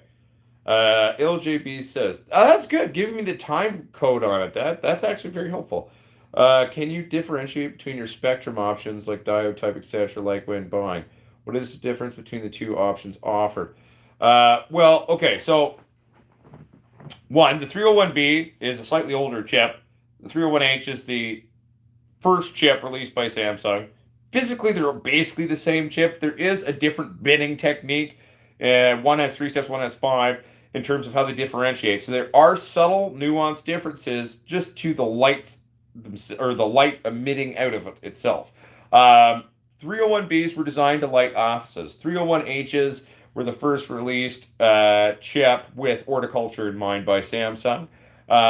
In terms of what we normally carry, which is the dually, right, on the 301B, if I'm remembering correctly, it's a 2700 with a 5000 that roughly averages out, I believe, to about 3700 Kelvin color. That is what the strips have, and so it's basically it's very similar to running the 3500 301H. The 3500 301H is just that one exact spectrum. 3500 Kelvin color, okay, is a perfect option for both vegging and flowering. It takes care of everything you need, and all of that. I don't know if we're formally carrying it on the website yet, but I do know that we've sent out rigs built with our new X2 strips with the far red as well mixed in. We were going to release that, but we weren't going to do it quite yet. But then we sold all of our normal 3500 Kelvin X2s on the Black Friday sale. So some of the racks we built for people, we were like, hey, so we ran out of these ones. We've got these new ones with far red, same thing, but better. If you like that, could we build it out of that for you? Because we accidentally sold all of them, and it was an unreleased new thing we were going to release, and some people have them. I don't know if we have it live on the website currently. I know we've built a few of them and sent them out that way though, because well, we had to. Jose Canella, I believe, was one of them. But yeah, so basically, there's subtle nuance differences. I'll tell you, both options are going to be able to veg and flower your cannabis. Okay, they're going to be able to take you from point A to point B. My personal preference is going with that 3500 straight. That's my happy place, personally speaking. But that does not mean the 301B dually is not going to crank like a bat out of fucking hell for you. So I hope that helps.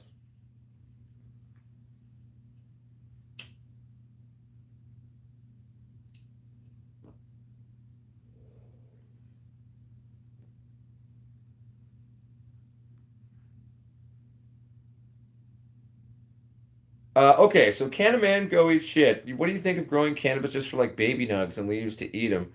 Getting high off them. I mean, you could do that.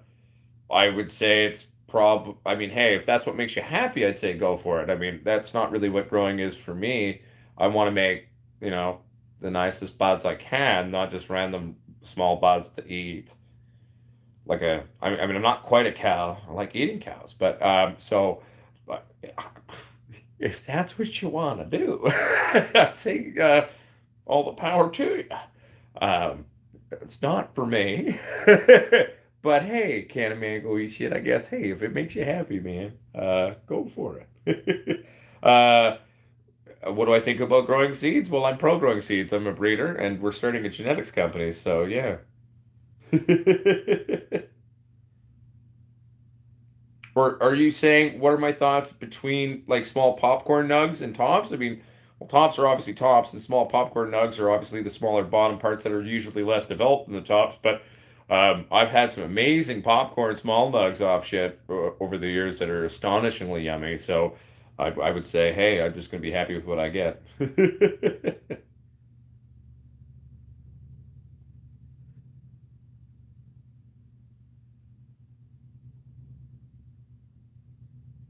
Peace and love to you, the quiet witch.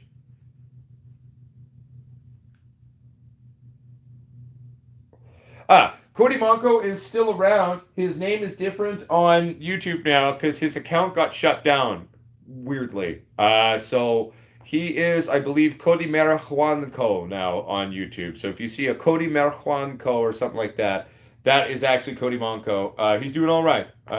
He was in the last show, I believe.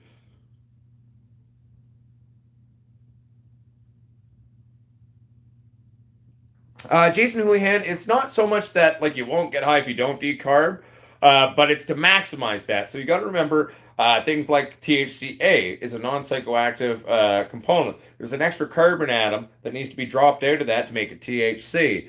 So that heating element, like for example, when you smoke a doob, right? The heat will automatically drop that carbon atom off, and then boom, it's THC. Boom, it gets you high. But to make an edible, we're taking those cannabinoids, we're attaching it to a fat in order for it to metabolize into the bloodstream, right?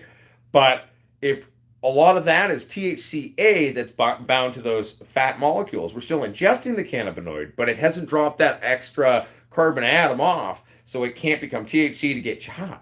So that's where the decarbing kind of comes in when it comes to kind of making edibles, etc. Because we are directly putting it into the bloodstream, so we want to make sure it's an active cannabinoid rather than more of a passive one, right? So that's kind of basically what we got to do for that one.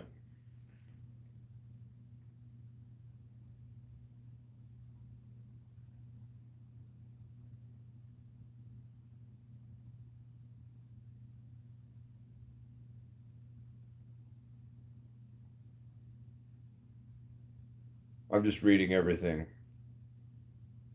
One second.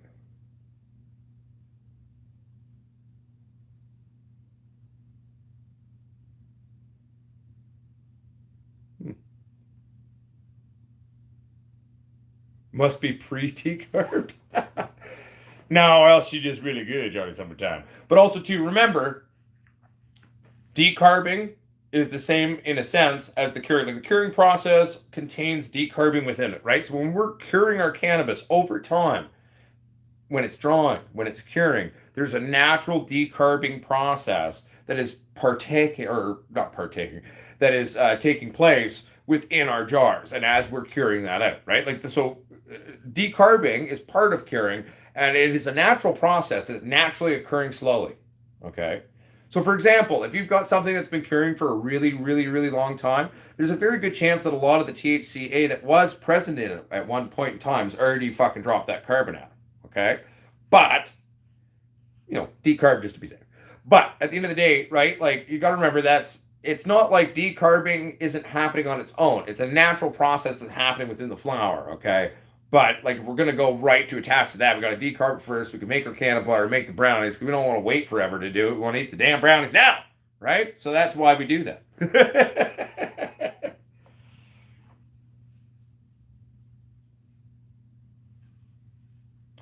Green's a 3713 steel. It's a pretty simple science in terms of basic pot cooking. We can explain that. We've done a bunch of cooking episodes on this shit. What's up, Big Dog Video G? Peace and love. 1 second here, everybody. Just grabbing a beer. The basic science behind eating wheat, okay? Now, so what we're talking about now is not sublingual absorption, okay? We're not absorbing it through the soft tissues of my mouth or your mouth or anyone's mouth. We're wanting to create food that has wheat in it, that when we eat it, it will then go through our digestive system, get into our blood, hit our brain, and make us feel funky, all right? Basically, active cannabinoids need to be attached to a fat molecule in order to easily be digested enough through this system, aka swallowing it into your stomach, breaking it down, going through everything, and then into the blood, right? To a fat molecule to make that process happen. Okay, if a lot of the cannabinoids, or the like, let's say the potential THC is actually mostly THCA. If we don't decarb to drop that carbon atom to make THCA become THC, when we do that, attaching it to the fat molecule to eat it so we can make ourselves feel funky, then we're just ingesting a bunch of THCA, which is non-psychoactive. It's not going to make you feel funky. Okay? So basically, that's the basics of it. Like cooking with weed, the basics of it, we need to attach it to some form of fat so we can ingest it through our digestive system. Get it in the bloodstream. Get it to the brain so we feel funky. I hope that helps.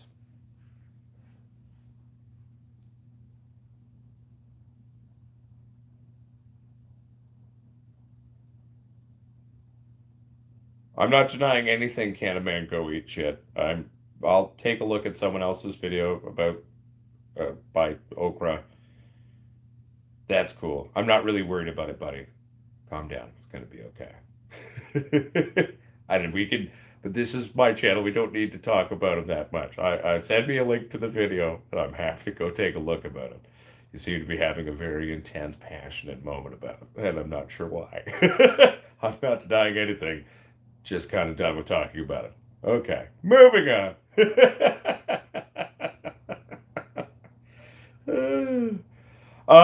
What are my thoughts of the magical butter machine?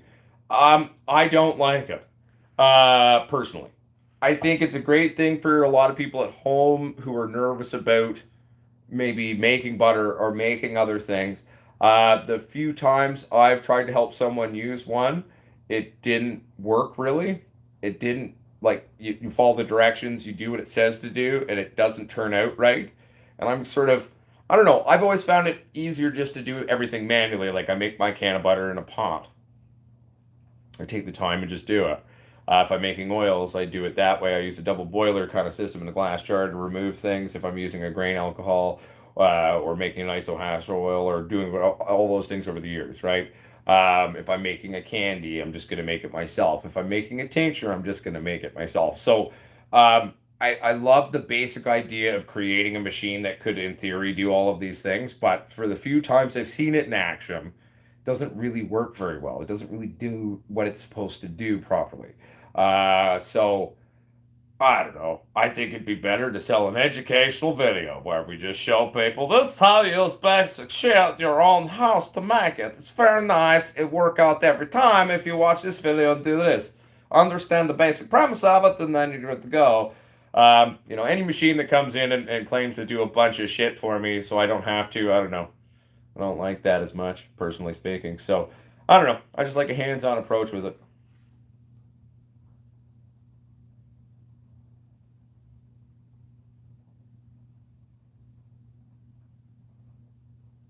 Hey, thank you, Jason Houlihan. I really appreciate that, my friend.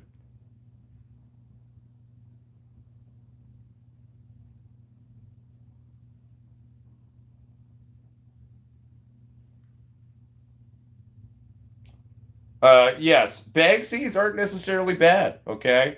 Everyone's like, oh, if you get a bag seed, throw it away. Fuck, some of the dankest weed I've grown has come from bag seeds over the years. So don't necessarily throw it out. Be aware of it. Be aware that it could be something that might harm on you. But bag seed isn't necessarily a bad thing.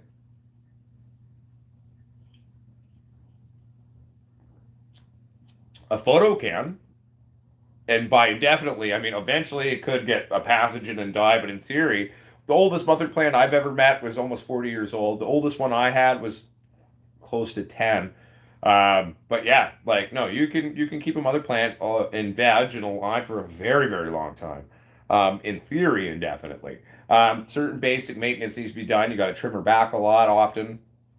You're going to eventually every 16 to 19-ish months probably trim the root ball. Basic maintenance on it, right? But yeah, you can for sure. There's work to it, things you have to do to make that happen, but definitely possible.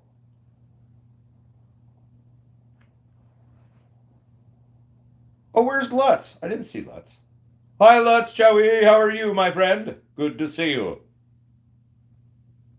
In a second here. Have I ever tried a suppository? Cassidy Howell. If you're talking about the CBD or THC active suppositories that are kind of a new thing, they are available from some of the gray zone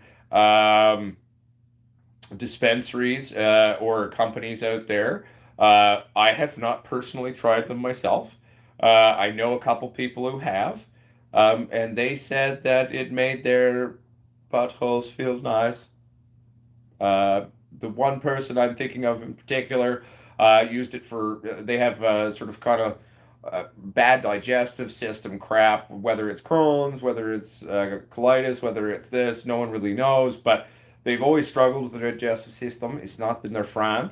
And they tried the CBD ones, and they said it helped and it made things a lot better down there. I have not personally tried these things, but hey, man, it makes sense why it would work. So I say go for it. One sec here. I'm now playing catch up. Well, a new grower 420. I'm not saying that one cannot learn to dial in the machine as a tool. Totally could. I don't know. I'm just old school that way, and I don't like how that their directions don't really work with what they try to tell people to do. They could have put a little bit more planning into that one. Can a man go eat shit? In terms of indefinite vegetation for a mother plant, you could have small, like tiny little clusters of nodal development, okay, which would be kind of sort of what I would call a thicker or heavier pre-flower that one could maybe say, look, it's a little baby nug or tiny nug, right? They're not going to be huge on a true photo, and as long as it's got its regular stuff, mostly normally what you're going to see is huge pistol explosions over time. But not nothing anything too big on that one. So,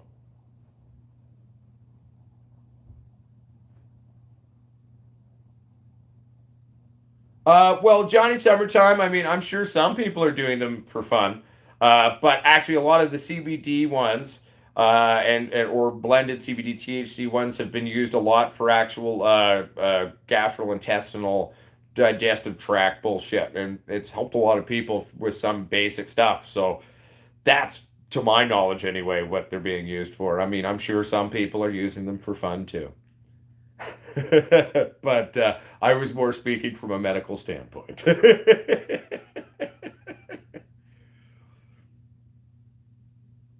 Oh, Josh Hendricks. If you don't mind me asking, Josh, great name, by the way. My name's Josh, too. And where do you live? I mean, what I normally go with, which is a nice basic thing, it's readily available, it's affordable, and it's something that's decent for a premixed soil, would be ProMix products. Uncle Potsquatch typically uses ProMix HP, but I've used, like when we first early on in the channel, like they didn't have ProMix HP at any of the local stores where I was in Vancouver.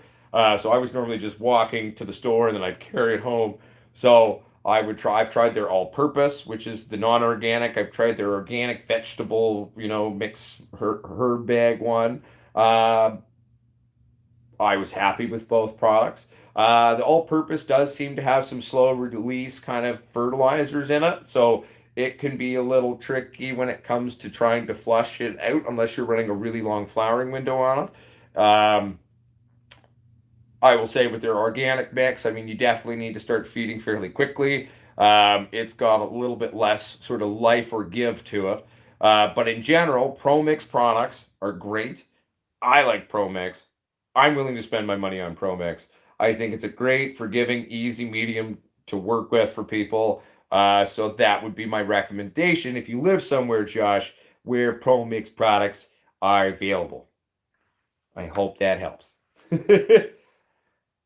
I'm not sponsored by them at all. I buy it at the store like anyone else, but that's what I like. What's up, Oklahoma? How's it going, Ronnie James?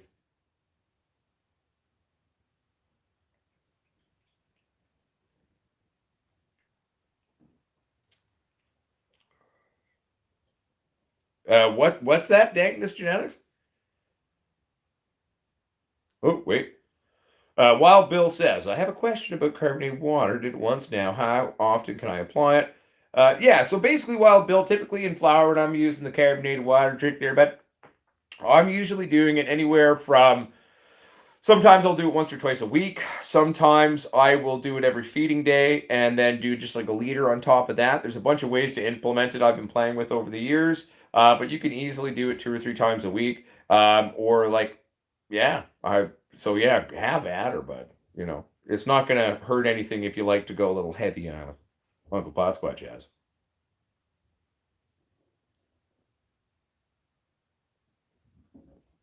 Hell yeah, sounds awesome, Noob Grower 420. I can't wait to see it. Good luck with unpacking. I hope to find myself in roughly a month in the same place.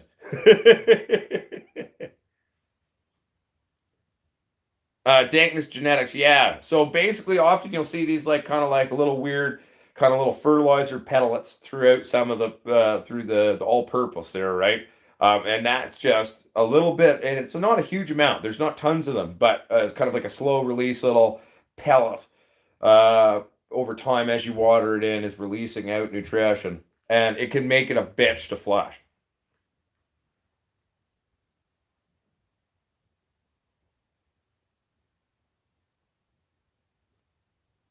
No, Dankness Genetics. I personally typically use bottle nutrients. I'm a big fan of Green Planet these days, but we're going to be doing a lot of different things going forward on the channel. But my typical, if I'm just playing around, getting my weight done, doing my grow, I'm a big fan of using Green Planet's 3 part. I use their ProCal product. I played with Massive Bloom formulation this last run. I don't know if I'm sold on it. I don't know if I really give a shit about it or if it actually does anything. Big fan of their resin product. I really like their resin. I like their Vita Thrive, which is their little B vitamin supplement, solution. That shit's good. Liquid weight's decent, but at the end of the day, it's like fuck it, use some molasses, basically the same shit. Um, yeah, but I like their products though. Big fan of Green Planet though. Big fan of Green Planet. Hey, what's up, Isaac Jonathan? How you doing, my friend? Hey, hey, hey. How am I doing? I'm doing fucking great. How you doing, buddy? Uh, oh, you guys love my show down here down there in North Carolina. Hey, that's awesome, yo. I'll have to come visit one time. Do you guys do barbecue in North Carolina? Because I do like barbecue. That's why I'm excited to go to Texas. Excited for steak. Hell yeah, Wild Bill. No, they really respond to it, and especially when you use it in that mid to later flower. They really, really will respond to the technique, my friend.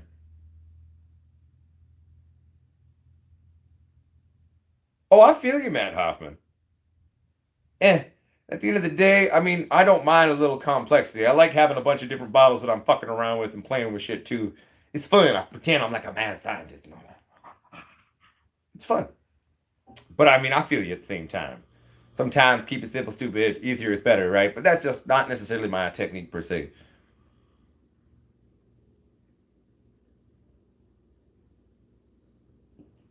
Beautiful dankness genetics. I mean, some of the products from Green Planet are organic certified, but that certification is quite hard to get in Canada.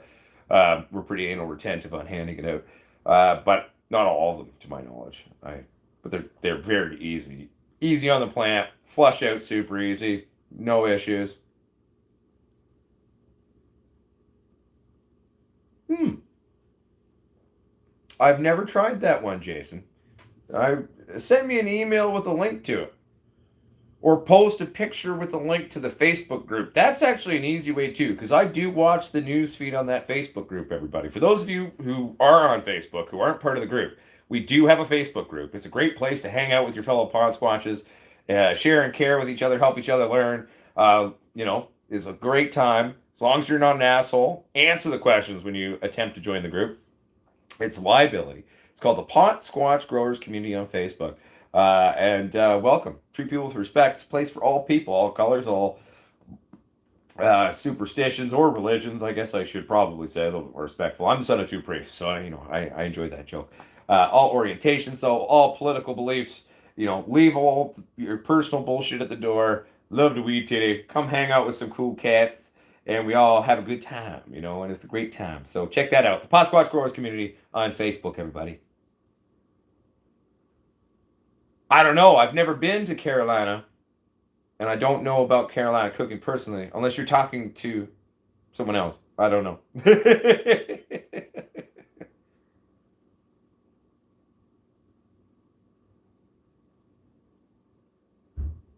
All right, so that sounds good, Isaac Johnson. I'm looking forward to it.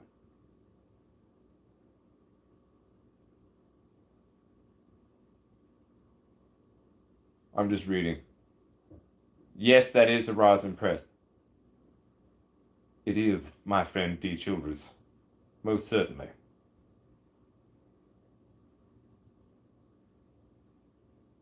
Well, Jamie Porter, I used to do a lot of organic super soils back in the day. It's one of the things I'm gonna crank out on the channel. Buying formal amendment products is kind of a newer thing in my mind, right? So I never went to the store and bought that.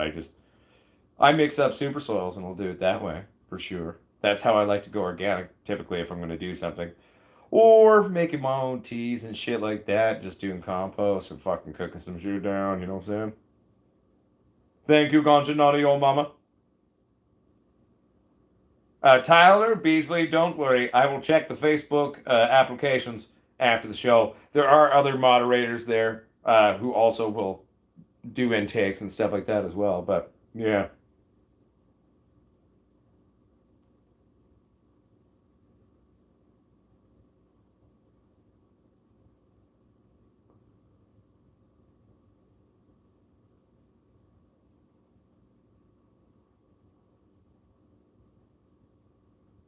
Well, no, Dagnus genetics, as long as you don't have harmful living organisms in your soil inside, you're good.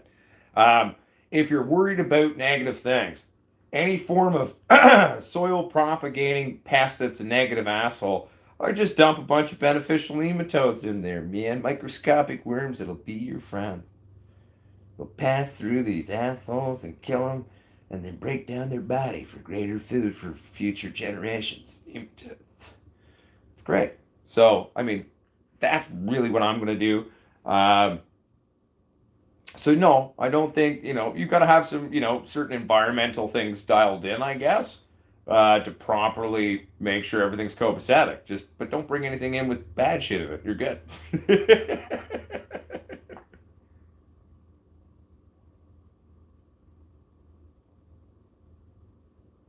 One second here, everybody. Right, D Childers? I feel you. I'm just reading here, everybody.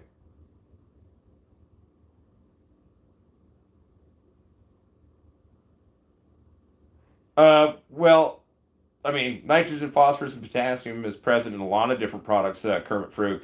Basically, the way I approach Green Planet is I like the three-part system. That's my foundational base, and then I buy other things that I play with on top of that, basically. But you can grab just the three-part system. I recommend also getting just some CalMag for fun.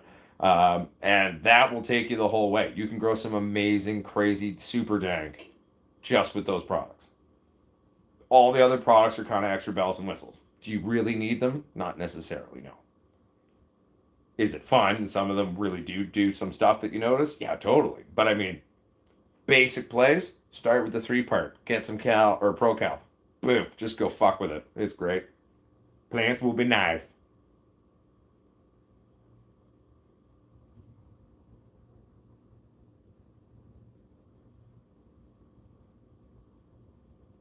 What, nematodes? Well, they're microscopic, so you don't really need to see them. They're your friend. Don't worry. Beneficial nematodes are your friends. No. Tyler Beasley, I have not used Nectar of the Gods. I have had friends who have, but no, not for me, buddy. One second here, everybody. I'm just trying to read. Ron James, if you're saying good job to me, I'm not sure about what, but if you mean me, then thank you.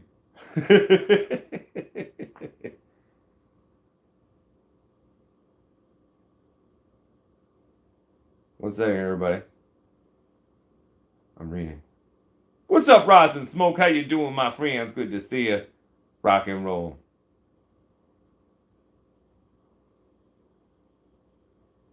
I'm just reading, everybody.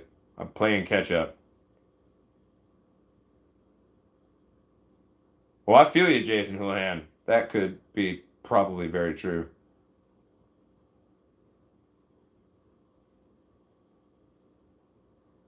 Hell yeah, Kermit Frug. I like ProCal. It's a good product.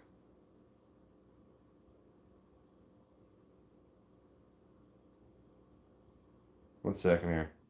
I'm reading.